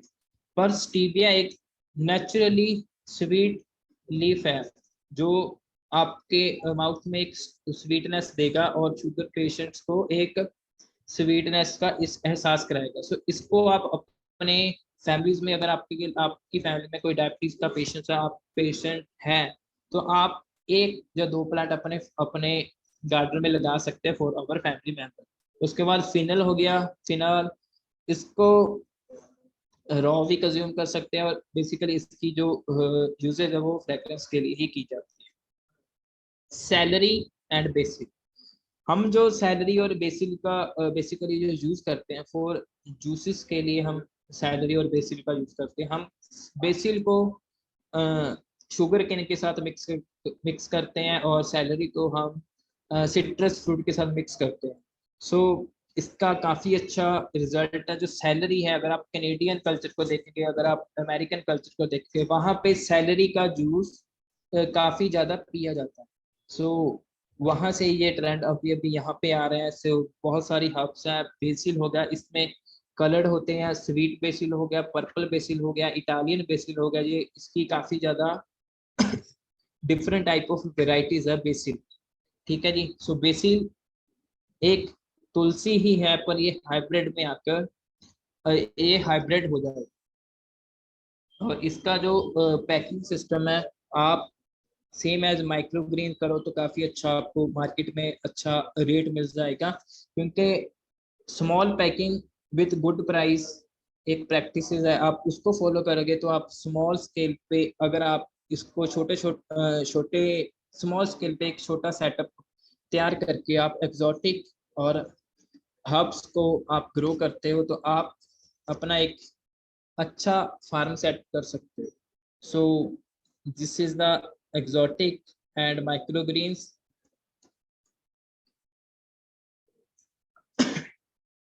So thank you.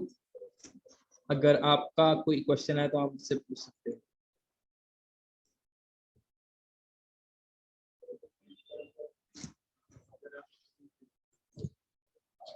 Ma'am voice नहीं आती।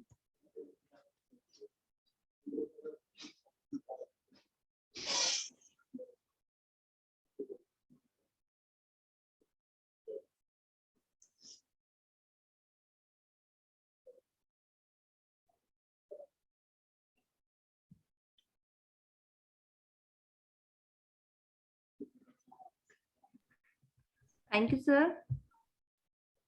Thank you. Thank you for the Thank you so much. participation. Yeah, Diksha, continue. Okay, ma'am. Thank you so much, sir. Now we'll have a brief question and answer round. So the first question, how many times can microgreens be harvested? Microgreens को आप 1 time harvest करो तो इसका काफी अच्छा result होगा, ठीक है। अगर आप इसको बार बार जैसे कि 2 टाइम्स पे लेके जाओगे तो इसका जो न्यूट्रिशन वैल्यू है वो कम हो जाएगा, ठीक है।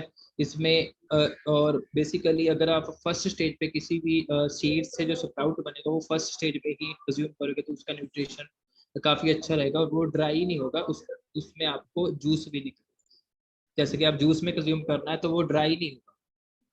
So 1 time consume कर सकते हो। Okay, sir.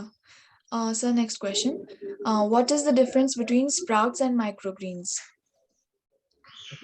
हम स्प्राउट्स इनिशियल स्टेज होती है, जो हम एक सीड स्प्राउट होता है उसकी जो फर्स्ट पॉइंट बनती है जिसका कलर वाइट होता है उसको हम स्प्राउट्स बोलते हैं, ठीक है। स्प्राउट्स को हम सीड के साथ ही कंज्यूम करते हैं, जैसे कि मैं बात करूं चना के स्प्राउट्स होते हैं, मूंग के स्प्राउट्स होते हैं ना। सो उसको हम विद द रूट्स कंज्यूम करना होता है। पर माइक्रोग्रीन्स में हमने रूट्स को नहीं और ना कि हमने सीड्स को कंज्यूम करना, माइक्रोग्रीन्स में हमने लीफ को ही कंज्यूम करना है। Okay, sir. So next question. How to control pest in microgreen cultivation and natural process? अगर मैम इसकी बात करें, अब जब हमने कोकोपीट को मिक्सर तैयार करना है और हम उसको 48 आवर्स पहले पानी में भिगो कर रखें, ताकि जो बैक्टीरियाज है जो रूट्स को खराब करेंगे वो पानी में ही मर जाए। ठीक है, अदरवाइज अगर फिर भी आपको प्रॉब्लम आ रही है तो बेसिकली एक तो प्रॉब्लम होगी आपकी इन्वायरमेंट से प्रॉब्लम आएगी, जहाँ तो आपका टेम्परेचर हाइक है, जहाँ आपका ह्यूमिडिटी लेवल कम है, जहाँ बहुत ही ज्यादा है। अदरवाइज आप इसको हाइड्रोजन पेरोक्साइड के साथ ट्रीटमेंट कर सकते हो। ठीक है, 0.5 ml इन 1 लीटर पाके आप उसको हल्का फॉइलर स्प्रे करके इस पे कंट्रोल कर सकते हो। फॉर इंसेक्ट्स आपको ट्रैप्स लगाने पड़ेंगे। अदरवाइज अगर आप कोई पेस्टिसाइड इस पे कंज्यूम करोगे, सॉरी पेस्टिसाइड इस पे आप यूज करोगे तो वो डायरेक्टली आपकी बॉडी पे अटैक करेगा। Okay, sir. So what is the harvesting interval time of microgreens? हम ये डिपेंड करता है आप कौन सा माइक्रोग्रीन यूज करते हो। जैसे कि आप रेडिश की बात करते हैं, रेडिश एक बहुत ही मतलब स्पीड के साथ मच्योर होता है। ठीक है जी, अगर हम सूरजमुखी जैसे कि सनफ्लावर की बात करें तो सनफ्लावर में सीड को स्प्राउटिंग होने में ही काफी ज्यादा दिन लग जाते हैं। सो ये डिपेंड करता है माइक्रोग्रीन्स के सीड और उसकी लाइफ पे। सो बेसिकली 2 और 3 लीफ तक हम इसको कंज्यूम कर सकते हैं, उसके ज्यादा तो ये मच्योर हो जाएगा। Yes, sir. So what is the key factor to consider when marketing for exotic vegetables? तो मार्केटिंग एक्सोटिक वेजिटेबल के लिए, मार्केटिंग के लिए आपके पास सबसे पहले तो ये होना चाहिए कि आपके एरिया में होटल्स हैं।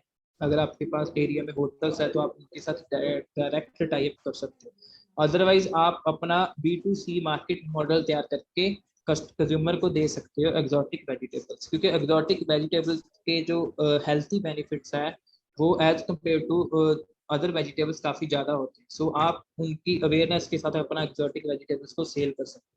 मगर इसमें एक फैक्टर होता है कि आप इसको एकर्स में ग्रो नहीं कर सकते। बल्क, जैसे कि मैं बात करूँ कि हमने 5 एकड़ कॉलीफ्लावर की मतलब प्रोडक्शन लिया, सो इसके लिए आपको मार्केट का एनालिसिस होना जरूरी है कि आपकी जो लोकल मार्केट है वहाँ पे आपकी किस एग्जॉटिक की वैरायटी की कितनी कंजम्पशन है। सो उसके बिहाफ पे आप एग्जॉटिक फार्मिंग में जा सकते हो। अगर आप सोचोगे कि आप 5 एकड़ आइस तक तो ग्रो करेंगे और आपके पास मार्केट नहीं होगी तो आपको उसमें कोई बेनिफिट नहीं होगा। सो फर्स्टली आपको मार्केट का एनालिसिस होना चाहिए कि आपकी जो लोकल मार्केट है उसमें कितनी डिमांड है, लोकल कंज्यूमर कितनी उसकी डिमांड करता है। अदरवाइज आपके पास होटल्स हैं तो आप उन होटल्स के वेंडर्स के साथ डायरेक्ट टाई अप करके अपना एक मॉडल तैयार करके अपने फार्म पे लगा सकते हैं, इसकी प्रोडक्शन तैयार कर सकते हैं। Okay, sir. So next question. How can we process microgreens for preservation? Okay, so अगर हम किसी भी नेचुरल प्रोसेस में जाएं, ठीक है जी, सो उसमें प्रिजर्वेटिव की जरूरत नहीं होती। सो बेसिकली हमने इसको एक नेचुरली तरीके से ग्रो करना है और नेचुरली तरीके से इसको कंज्यूम करना है, तो इसमें हम किसी भी प्रिजर्वेशन को यूज नहीं करेंगे। अगर हमने इसकी लाइफ को थोड़ा सा आगे लेके जाना है सो उसके लिए हमने हार्वेस्टिंग स्टेज पे वाटरिंग, अगर हम वाटरिंग देंगे तो इसकी जो शेल्फ लाइफ है वो कम हो जाएगी। ठीक है, अगर हम कोई प्रिजर्वेटिव इस पे यूज करेंगे वो डायरेक्ट हमारी हेल्थ पे इफेक्ट करेगा, क्योंकि इसका जो टाइम पीरियड है वो ग्रोइंग पीरियड से लेके स्प्राउटिंग से लेके मैच्योर तक वो काफी ज्यादा कम होता है। क्योंकि अगर हम एक रूट भी कंज्यूम करेंगे वहां से अगर कोई पॉइजन है वो भी डायरेक्ट हमारी बॉडी में ही जाएगा। Okay, sir. इसमें कोई प्रिजर्वेटिव मैं तो रिकमेंड नहीं करता हूँ, अगर आपने यूज करना तो आप वो यूज कर सकते हैं। Okay, sir. So next question. What is the nutritional difference between China cabbage and ordinary cabbage? Ma'am cabbage है जो बेसिकली जो कैबेजेस की फैमिलीज है वो इटालियन से अगर इटालियन कल्चर की बात करें वहाँ पे कैबेज को काफी ज्यादा कंज्यूम किया जाता है। ठीक है, क्योंकि वो ग्रीन्स होती है, अगर हम कोई भी ग्रीन्स को कंज्यूम करेंगे तो उसमें हेल्थ का बेनिफिट्स होगा ही होगा। बस चाइना कैबेज और ग्रीन कैबेज का डिफरेंस यही है, इसमें nutrition value same cabbage family का ही आएगा, मगर इसमें जो लीव्स हैं वो अदर कैबेज से, जो चाइना कैबेज का लीफ होता है वो काफी ज्यादा सॉफ्ट होता है। सो उसी के कारण चाइना कैबेज एक अलग कैबेज में चला जाता है, इसको हम रॉ में डायरेक्टली कंज्यूम कर सकते हैं।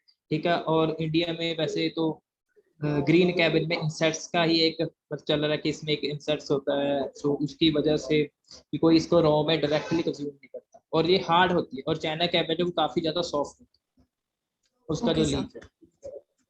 Okay, sir. So this was the questions. Thank you so much, sir, for giving us your time and for this wonderful session on microgreens and exotic vegetables. Thank you so much, sir. So now I would like to hand over the next session to Himani ma'am.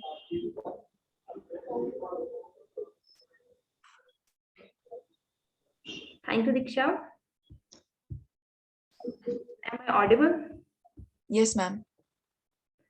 Okay, Diksha, thank you so much. Thank you, sir. So now taking the program to the next segment, I would like to invite our next guest of the evening, Mr. Shyam Kumar Katta, and he is a PhD scholar in rural economy, women empowerment and livelihoods, with a study on digital agriculture, social development and sustainable goals. And he has 18 years of professional experience with 17 projects towards biodiversity, rural enterprise, agri-value chain, and small and medium enterprises. He is exploring the biodiversity business opportunity in rural livelihood sustainability through sustainable development goals. And he has expertise in commercializing the farming sector. And he worked closely with 600 farmer produce or company, agriculture value chains, and many more enterprises. And he is a man of grassroots in strategic planning, creating social impact, and is great at business implementation for small and medium scale enterprises with critical thinking. And credited with innovation of, he is credited with the innovation of Connectest, and he is awarded as the Global Goodwill Ambassador by LinkedIn GGA 2017, and he is also awarded with Golden Peacock Award by Max New York Life Group, and he introduced micro insurance receipting with PDM machine with Tata Group and awarded with the Hercules of 2006 for Tata AIG. And he is also recognized with Sitara Award for setting up a benchmark for clean finance handling by Tata Group for DFID project. And he is also a panelist of various forums like BIRAC, Global Bio India 2021 of Netherlands, and Biodiversity is Life by European Commission Global Business in Roads. And he is also a panelist of Netherlands and Netherlands India Business Summit 2021 for Sustainable Goals. And he has 18 years experience with 4 patents and 5 publications on rural economy, and he handled 19 projects on 19 projects on and impact, which are impacting 2 million households, 3 countries, and 650 NGOs, commercializing 600 FPOs and 200 self-help groups. So he is also a reviewer of 29 publications from SAGE, which is an government journal of small enterprise development management. So, sir, it is our privilege to have you on board today. And now I would like to hand over the virtual podium to you. So now over to you, sir. Thank you so much, Mani, and good evening, my dear friends, scholars and entrepreneurs. Good to have you all in a single forum to discuss on what we are trying to do for the community. Okay. Can I share my screen? Yes, sir, please. Good. Before we start, I think I would like to ask the audience in this evening, is chat permitted for all? People can chat, right? They can text? Yes, sir. Yeah. So I would like to start with a question for every single individual. What is that one important thing you are here this evening for this session? What is the thought you joined this session? What you want to take away from this session or the series of sessions which you are attending from everything? I would like to hear from you if you would be able to take out a minute time and type it in the chat, that would be really, really encouraging for you and me. Can we start? Yes, sir.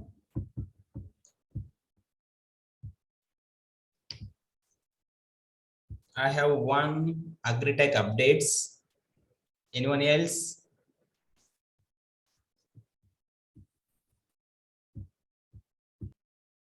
To grow agri entrepreneurs, okay. Revant has said to grow agri entrepreneurs.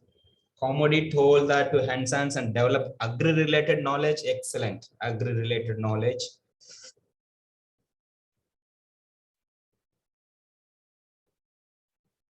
To know the latest trends in agriculture and expand my knowledge beyond curriculum. Very good.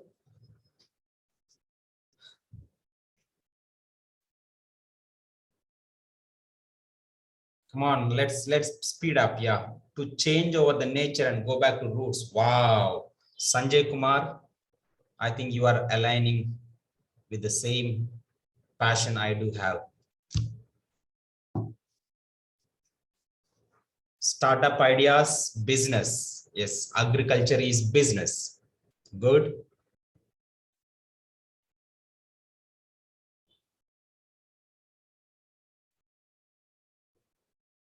Come on, I think I see around some 100+ people in the meeting, but hardly there are 10 messages here. Please come on. What is the purpose you are here this evening? What is that you're trying to learn out of this? Sustainable agri-ventures. Sheetal, good.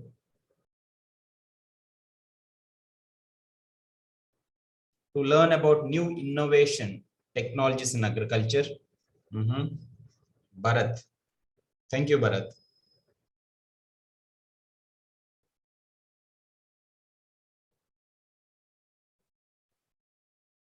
Game-changing technology in agriculture. Wow. We are gonna the game changers. Solutions to farmers to get best out of their land. Yeah, we all are working towards solutions. The entire globe is working towards solutions, research. Okay. Yes, you are right, Lakshay.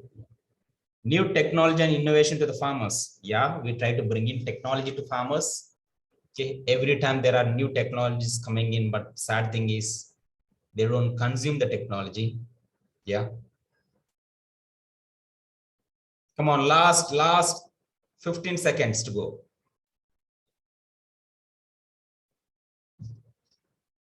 Come on, keep typing, keep typing.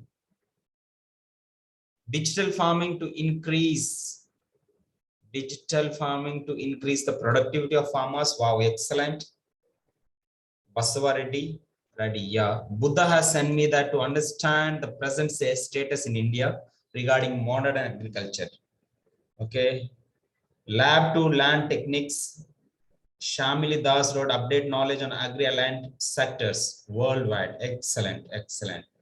Thank you for all those messages, and everybody are aligned towards what the thought process is all about, what we are trying to look at, why agriculture has become so special in the past 5 to 10 years. What is the something different about it? What is that?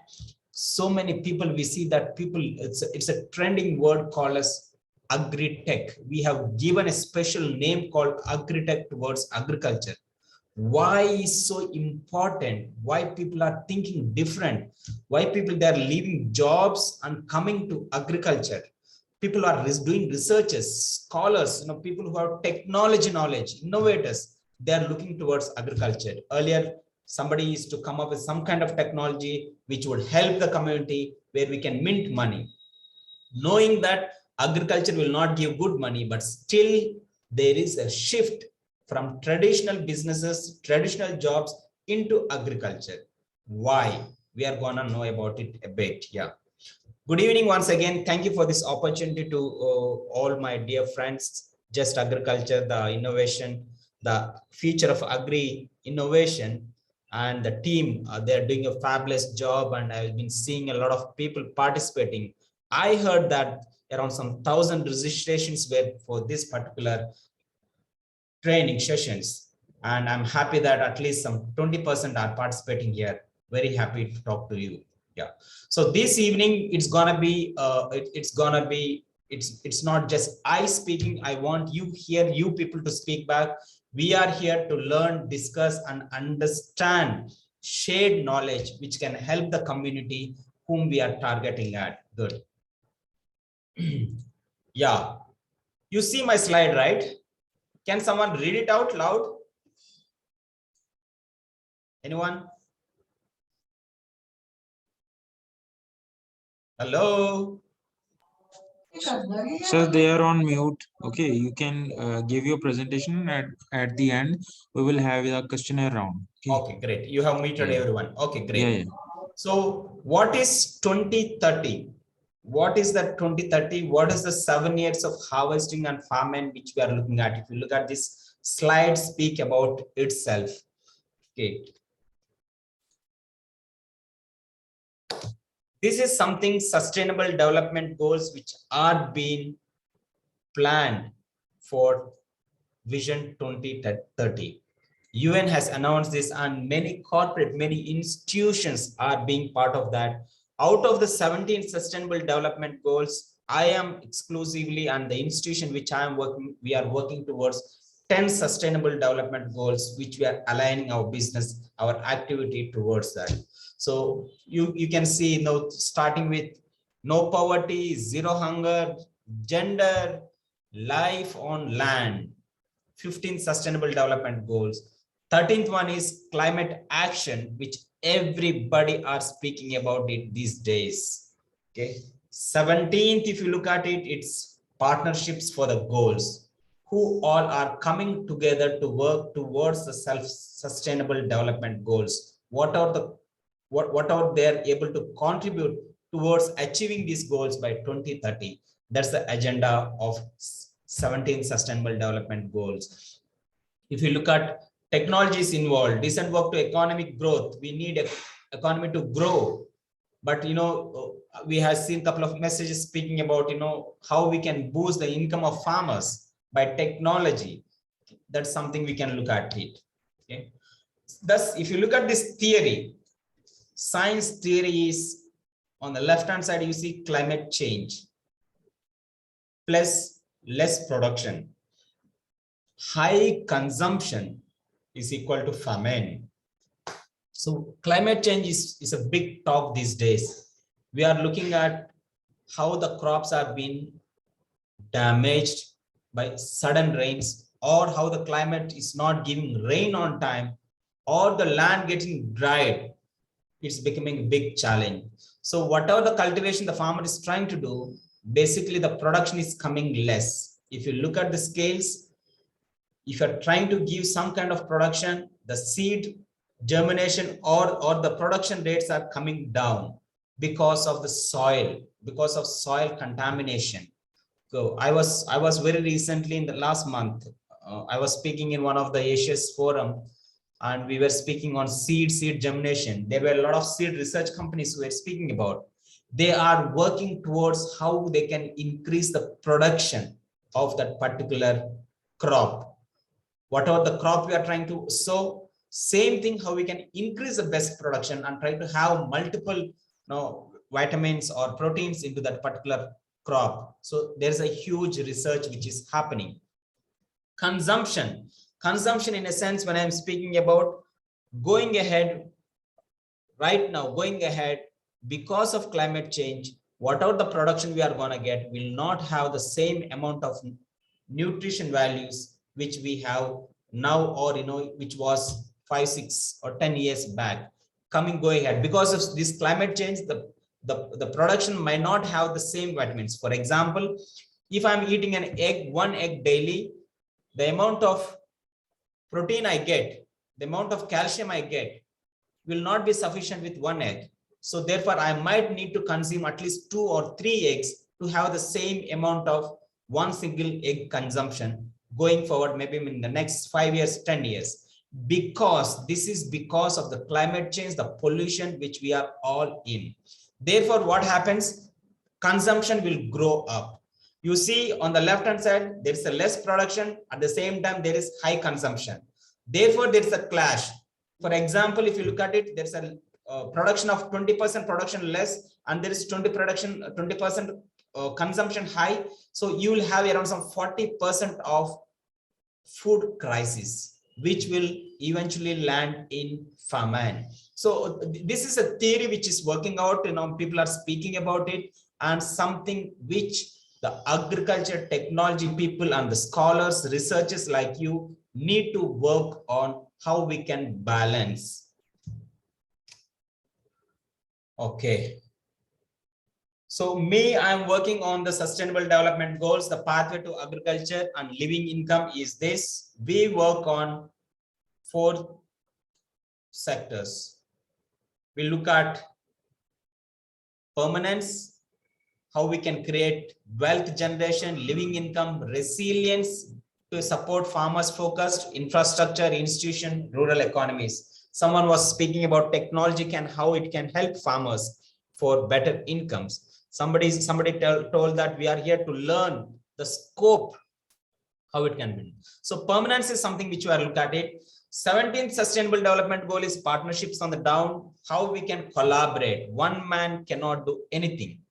For example, now there's a university which has done some kind of research. There's a theory which has been good and can be used, but it should not, that the technology should not remain only in the university. It should not be limited only to few people. It should be available for everyone.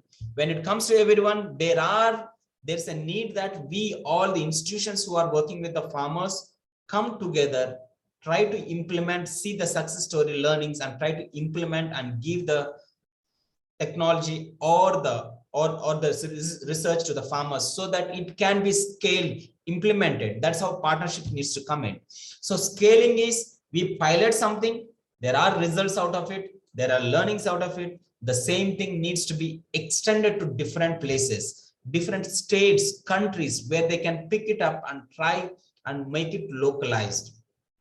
Impact can come only when there is substantial money made out of that. So for sustainable income, we try to promote complementary value chains. Complementary value chains with agriculture, how a family can sustain. There's a word in Telugu which is called as Padi Panta. Padi Panta. So Padi Panta is basically a whole agriculture family, a farmer's family.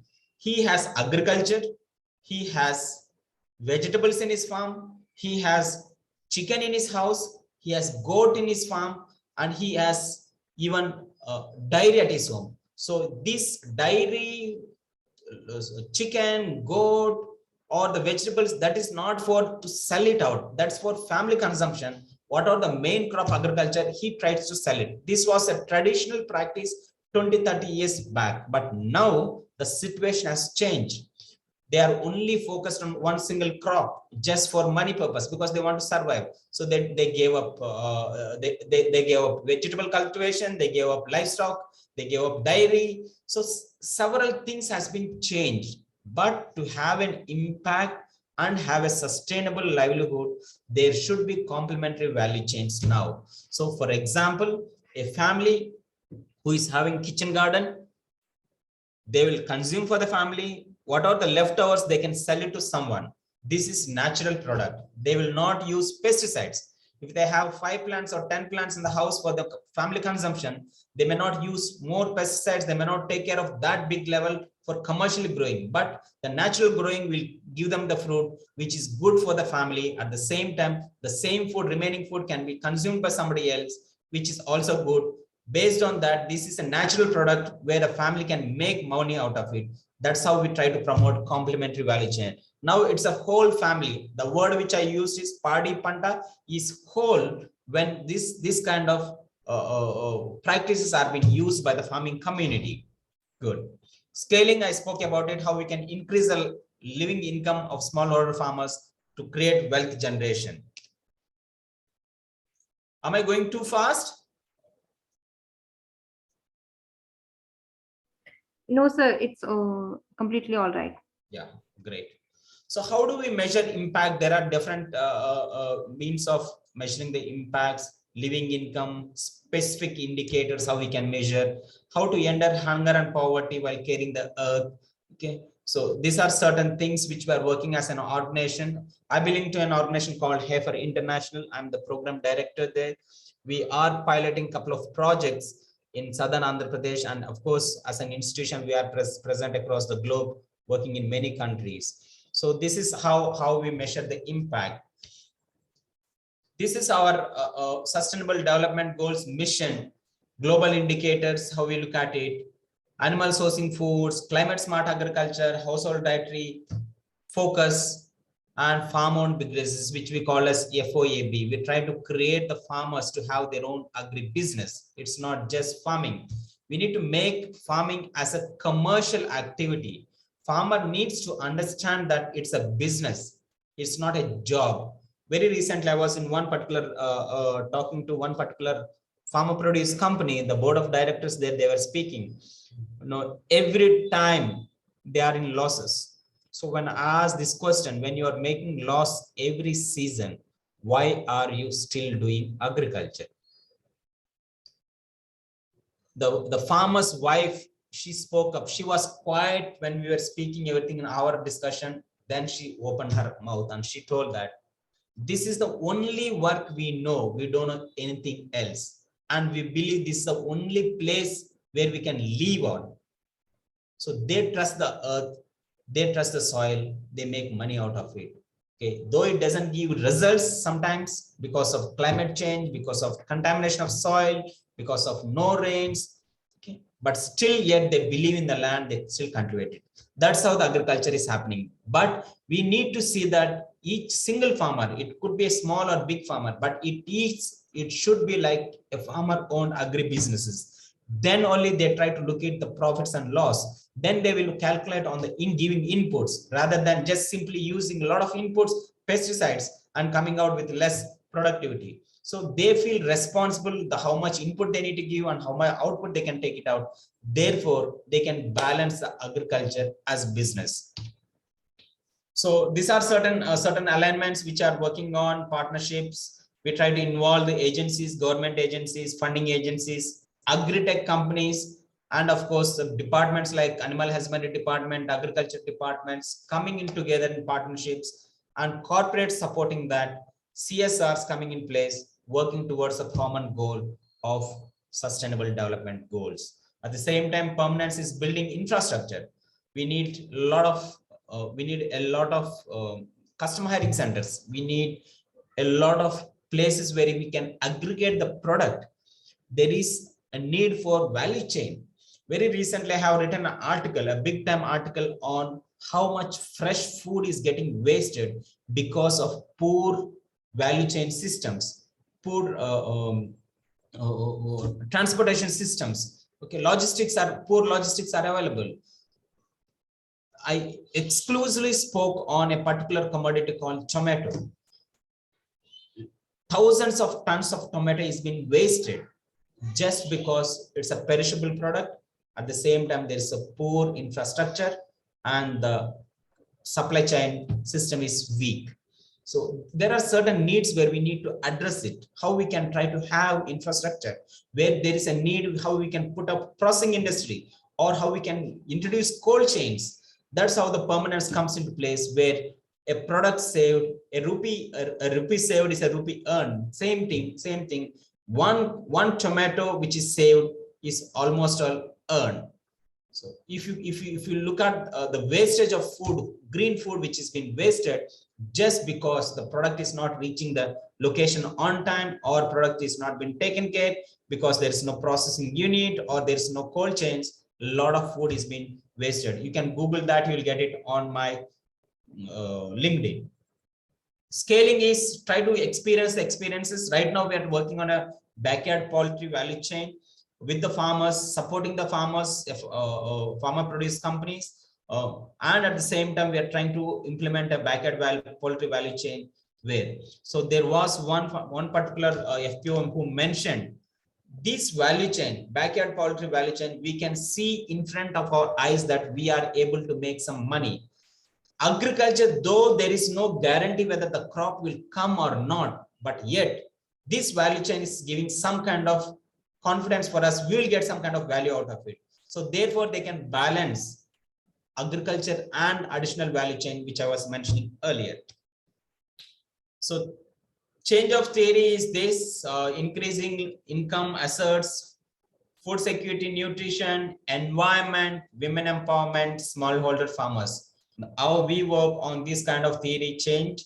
So how we try to work towards that, we look at a bigger, larger impact where we can create for the lives of smallholder farmers to give a sustainable, decent income for them. At the same time, we want to empower women. So why women? It's been observed that women who are involved into agriculture, again, I did a research on this for climate resilience agriculture. I work with an for a GIZ and government of Telangana's funded project. I was on the ground doing research and survey, understanding why the climate resilience, why the crops have gone down. I found that very interestingly that wherever women involved in the agriculture, in the family, so they try to make around some 17% more revenue than men. I'm not trying to bifurcate, but what I have seen is women are so strong. They bargain the best while buying the inputs. They bargain the best while they're selling output. They make use of the labor to the maximum. They use it. So they're there for that because they believe that there's own family business. But whereas a normal other farmer, he's so generous. He just leaves it off. When a buyer is negotiating, he tries to give it off. No problem. He will give it at a less cost because the pressures he undergoes, the pressures of loans or pressures of proper rate or losing the price, several challenges they came across. But women were very strong in protecting their own, that 17% of income without losing it. So it's very dynamic. At the same time, women also are, every single rupee they earn, out of that almost 80% of that money, they try to use it for the family nutrition, family food, taking care of the family. Okay, whereas men try to spend it on different ways. Okay, so these are certain things which we have seen. So therefore, women empowerment is very, very important in the theory of change. So we work on a certain theory as an organization. We have something called values based on holistic community development, how we work the market development. So this is what we look towards it. Okay, this is the project chain which we are working right now. We are working on a FPO down model. FPO is here. We are reaching through FPO to the farmers. From farmers, we are creating businesses, different businesses, agri sector, private sector, technology, rural entrepreneurs, agripreneurs. Okay, and we create a market. At the chain 5, you see it. There's a market which is available. And when there's a need, chain 4, we create processing units. If there is a proper need that there needs to be a big time establishment, we work on that. That's how the project is all about. So the plans for next 8 years under Vision 2030, we are trying to, in India, we are trying to reach around some 2 million families altogether, working towards the vision. This is how we are going to impact the community, international organizations, human health, nutrition, research and innovation. Digital technology will play key roles here. How we can establish climate smart agriculture. So basically PWI, power, water and internet, which can come into place, and different value chains, which I spoke about, complementary value chains like goat, poultry, vegetable, dairy or high value crops, which we can look at it. So how we can achieve this? With governments, multi-bilateral foundations, private sector, communities, academicians and business interest organizations as well. So how it would be like if you create an apex body with everything. So you have resource institution, you have knowledge, you have a donor, you have an academy, you have technology where everybody comes meeting the 17 sustainable development goals and work towards the impact which can give a damn sure results which we are looking towards it. That's how the plan is all about. So these are certain ideas which we are looking at. sectors which we do in agriculture crops, horticulture crops, climate smart agriculture, forestation, biodiversity. So spices, women empowerment, livestock, tribal and welfare, aquaculture. So diversified where we can work together. Technology is not meant for one particular crop. Technology should be benefiting for everyone. So now I would like to pause here and I want to ask one more question. If all of you are active. We speak about technology, we speak about research, innovations. A lot of universities, content is being developed. Tons of books have been written.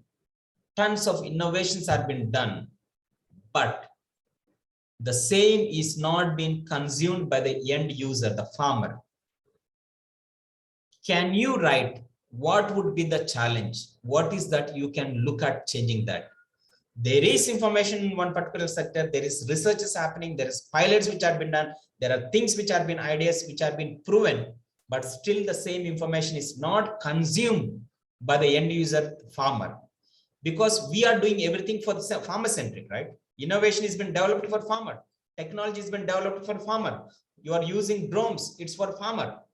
But farmer is not able to consume as what we are expecting. I would be happy if you take out time, 1 minute, and try to throw your ideas, throw the challenges which you think which can come out. We'll discuss further. Now your time starts.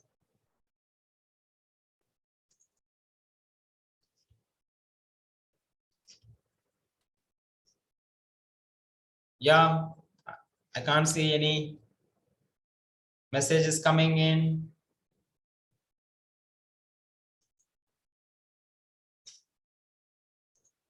One message: inefficiency of extension services which bridge the gap between researchers and farmers. Excellent. Farmers are not getting information. How? We are making the information. We are doing the researches for them. Then why do you think they are not getting? Revant, I think it was a very, very good question. Why do you think they are not getting the information? Socio-economic status of the farmer. Okay. Socio-economic status. You mean to say people don't read the books, or the information is not available, they're not able to afford books or messages. I think people are using cell phones. I think, can you elaborate, Paresh, on that? Come on, I need people to be active.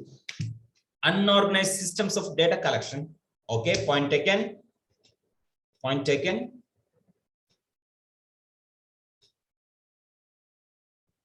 Next. Come, please be active. How many people are there? 150 people are there. Hardly I got 4 messages. Come on. Farmers looking for cheaper thing as they want to buy a high cost thing because they don't want to risk. Okay.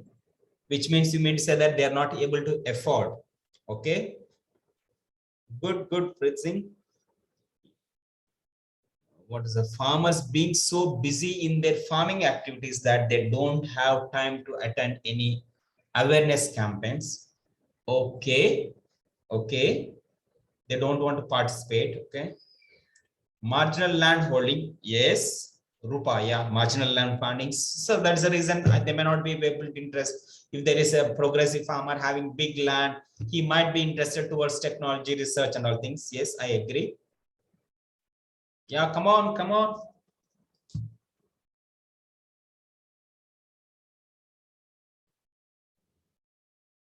Please type. They are not believing in the technology. Dr. Manjula is telling that they are not believing in the technology. Very good. Okay, can take it as point. So basically they go for traditional way of doing rather than looking at the things. Farmers will listen once they can to know, but they are not applying the farming. Okay. Revant has sent something direct message. In spite of having knowledge, in spite of not having knowledge of technology, they fear risk taking. Yeah. Paresh has written, as a farmer myself, I can say we are scared of adopting new technologies. failure of any of these products can lead a major crisis in their lives. I accept and believe, Paresh. Yeah. Campaignings are not farmer friendly.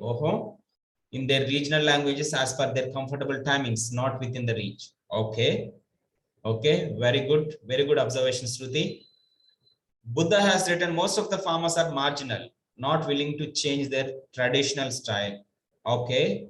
Okay. Yeah. Yeah. Last 20 seconds to go. Last 20 seconds to go.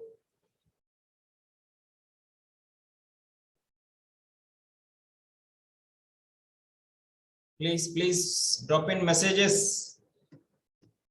Come on, come on. 150 people in the forum, man.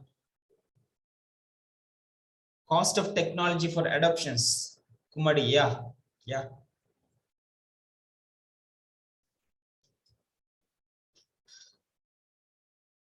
Any more questions, please?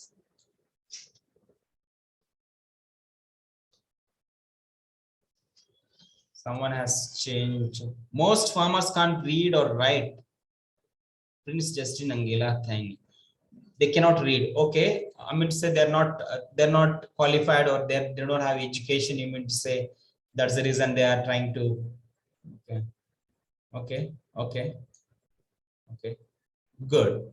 So all of you are right. There are several challenges. Several challenges where farming community is facing. I feel so. We are ourselves considered whether we have to go for natural farming or new technology lately.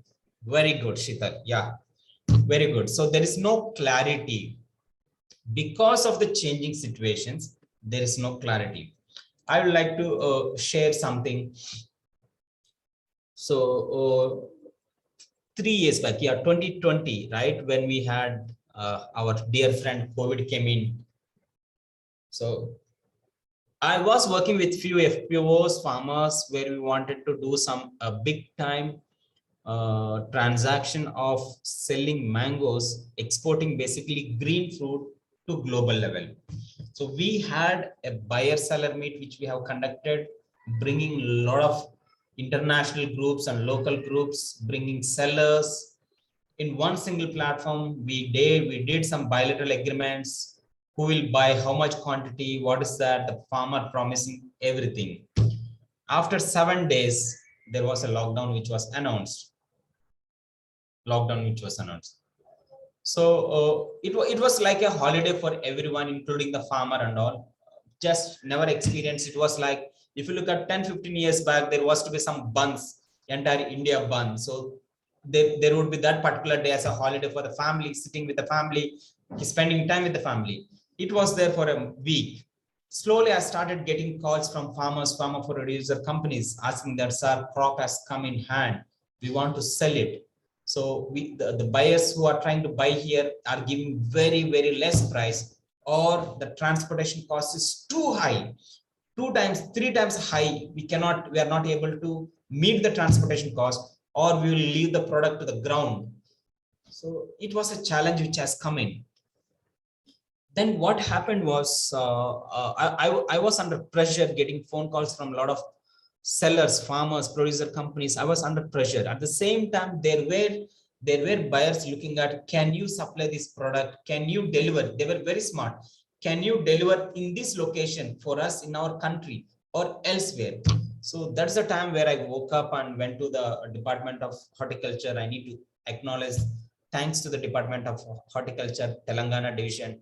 I spoke with the commissioner. We had discussions. Then we have come up of a digital technology where we can ensure that to sell the agriculture immediately. So with the help of technology, we had developed, within 3 days, we developed some technology, e-commerce platform where we wanted to sell product. So by the time lockdown was something where everybody became active on e-commerce. Even people who did not use e-commerce started using e-commerce. We were able to sell the product. So while we were selling product, there were several learnings where farm has seen. So whenever they identify a buyer, when they communicate with the buyer asks for some kind of certification. Do you have this organic certification? Do you have this plant quarantine certification? Or is your product residue free? Is there any proof? That's how farming community FPOs thought to adopt technology, to adopt the existing researches for their plants, because one, they know that if they have this kind of practices, product will be sold. Now they know that if they have this kind of practices and the certification is there, product will get some additional revenue, additional money. It will go for premium. And they know that e-commerce is a platform where they can give a foolproof information to give a traceability. Who is the farmer? What is the crop? What kind of advisory he is taking? Where the advisory is coming? Is it coming from ICAR? Is it coming from NAHEP? Is it coming from agriculture research institutions? Or scholars like you and me are giving that information. So they consume the information. There's a foolproof information. They made that whatever the inputs they're using, the pesticides they're applying, how much quantity they have bought it, it's been completely looped. This information fetches a genuine buyer and a good price for the product. So that's how a small change has started. Now people are looking online for buyers. Farmers, they themselves, they try to Google. Simply they're trying coconut buyer. They get some information from the e-commerce sites. Who is the buyers? So when they try to reach them, they say that we want a certification. So now farmer is trying to understand the need of having certification, the need of having best practices. The change is happening. The change is happening. Yet farmers are passive and they will be passive for some more time. But the change is happening. We can relate the same thing to mobile technology. When mobile was there, people said, who will use this? So I remember having a small phone with small icons of 1, 2, 3, 4 using. It was difficult, but yet we were using it. The revelation technology has made how people are using, communicating, learning, peer learning. Okay. So these are certain things which we can look at, and the learnings out of that can be practiced where we can make farmer active. No doubt farmer is passive now, but at the same time, we can make them active by using the ongoing learnings. With those learnings, we can take them forward. Good. Yeah, I'll go to the next slide. This is something with partnership vision, which we are looking try to beat. We want to touch around some 2,000 farmer producer companies, max societies, establish around some 2,000 collection centers, which means for every FPO max, there should be one minimum collection center, a big collection center, where every commodity come to that place, single place. It gets the basic grading or segregation or processing happens. From there, it moves to different containers where there is market for each product. That's how we are visualizing. We are looking at investors, we are looking at donors, universities. If we are happy to partner, if anyone is there in this, FPOs who are want to partner, investors or donors or universities or people interested or entrepreneurs who are looking at towards that. At the same time, people who want to do internships, volunteer, looking for jobs, we would be interested to talk, because the vision is there and we need to achieve. That can happen only through partnership, all of us coming together. So technology, I would like to speak about this technology. This is a exclusive technology where I was part of that in developing. We developed it for coffee with the help of Netherlands Embassy. I am a advisor for a Netherlands-based agri-tech, which has very specific applications for coffee, for cotton, potato, sugarcane. Now we are trying to develop even for cashew nut. So very specific application for each commodity where it has that accurate information, soil testing, the measurements, and how yield can improve. At the same time, we were successful in reducing 30% of carbon footprints, okay, which is something great thing. So we are piloting with few thousands of farmers. Technology can play this role. So this is what remote sensing happens, smart farming, agri-tech platforms, which we are speaking about. Okay. These are sustainable development goals. Again, how we are going to bundle the sustainable development goals and look forward in working synergy.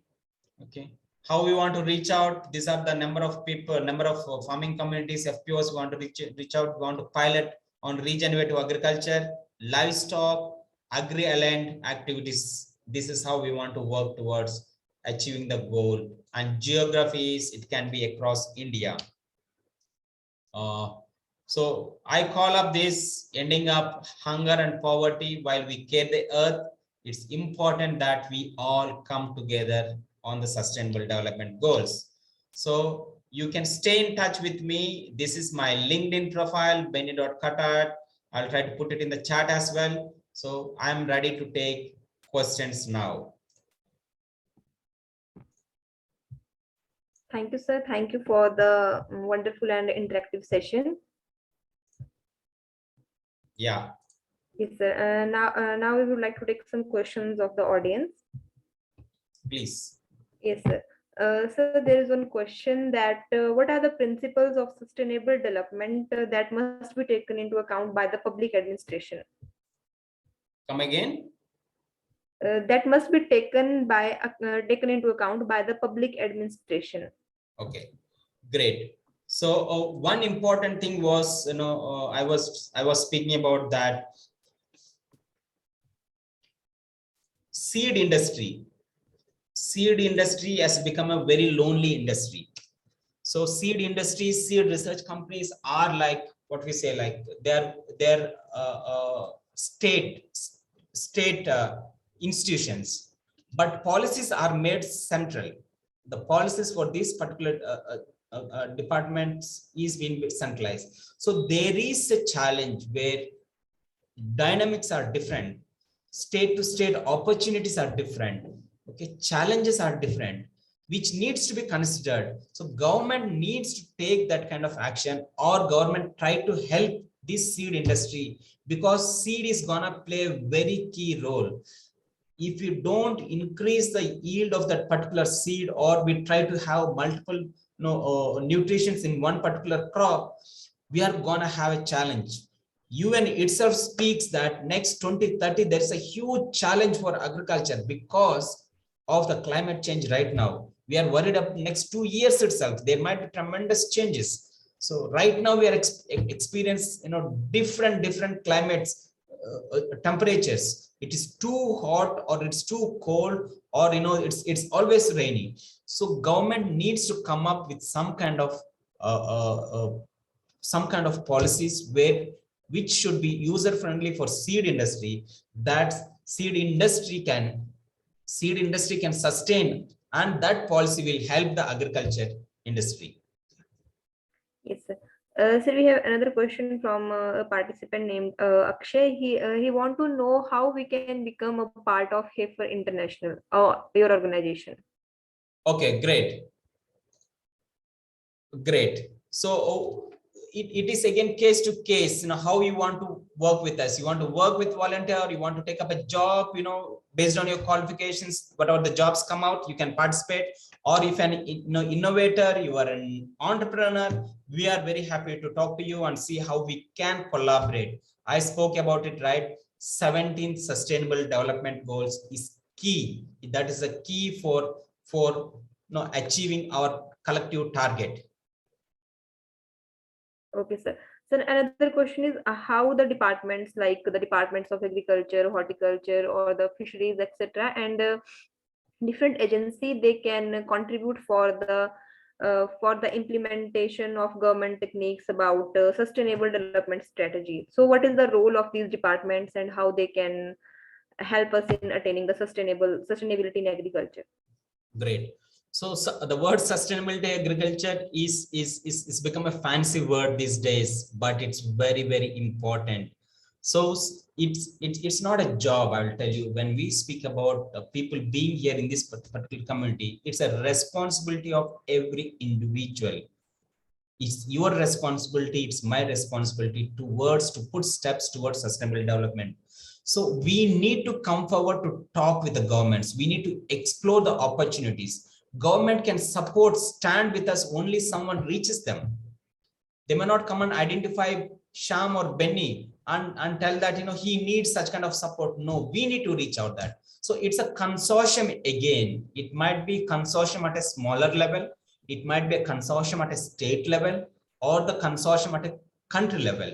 We need to come together because everybody has got a different expertise. NABARD has got different expertise.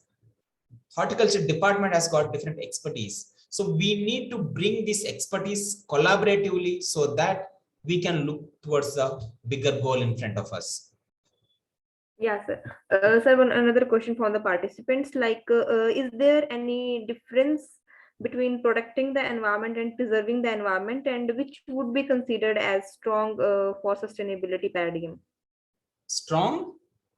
Sustainability paradigm.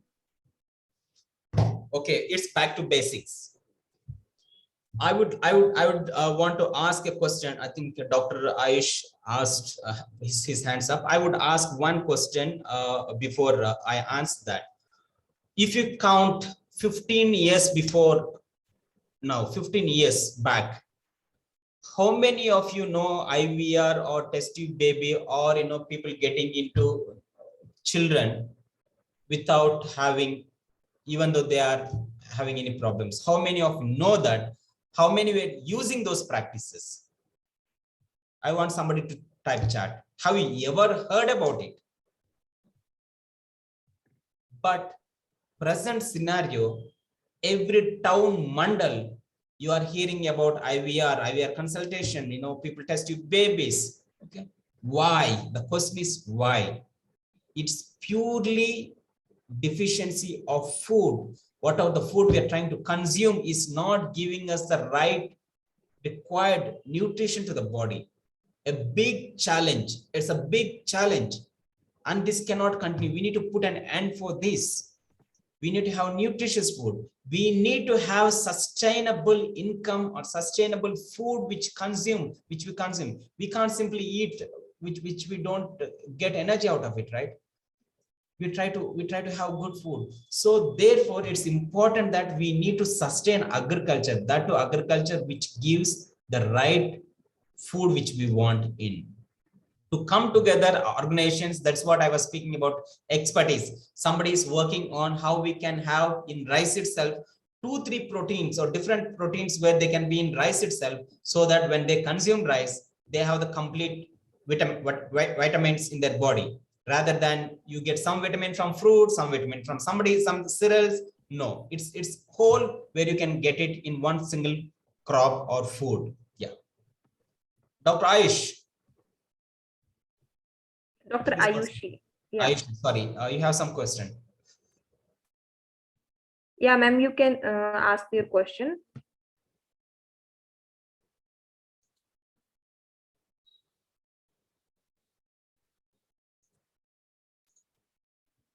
You can type. Yeah, we have unmuted her. Okay. Yeah, Dr. Ayushi.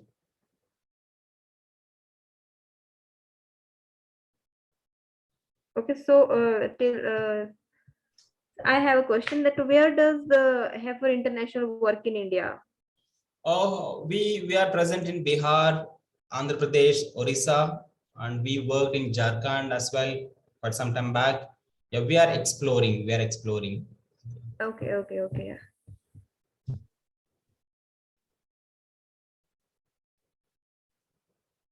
We are still waiting for Dr. Ayushi to ask her question.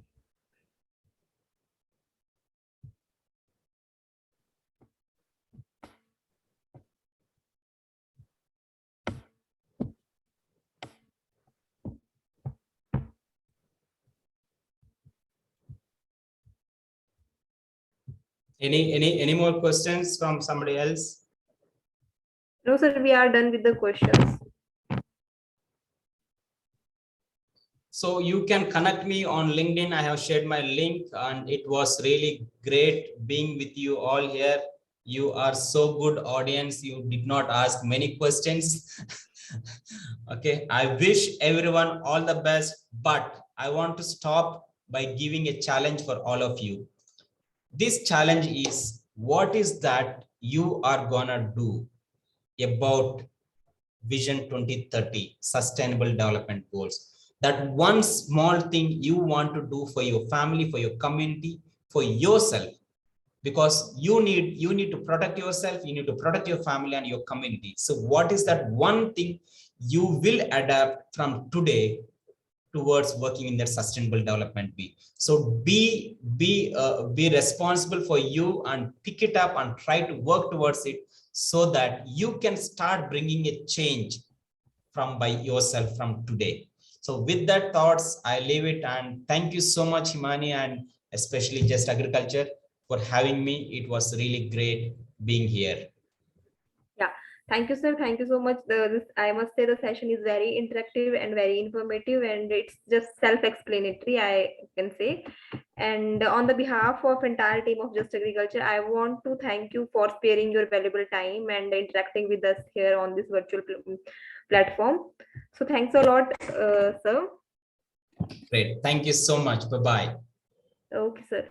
And in the end, I want to thank all the participants for your valuable time and patient listening. This training is being organized by the partnership of Just Agriculture and Agro-Environmental Education and Farmers Welfare Society, Punjab, with NAHEP, MPUT, Udaipur, Vidhan Chandra Krishi Vishwavidyalaya, West Bengal, Utkarsh PDKV. And we are also grateful to all our co-organizers and knowledge partner. And in the end, I would like to thank and congratulate Dr. DPS Badwal, organizing director of this training program, Dr. Mohit Bhardwaj, course director of this training program, and members of the organizing committee, and all the speakers and attendees of these sessions. So thank you all, and have a great evening. Thank you. Bye-bye.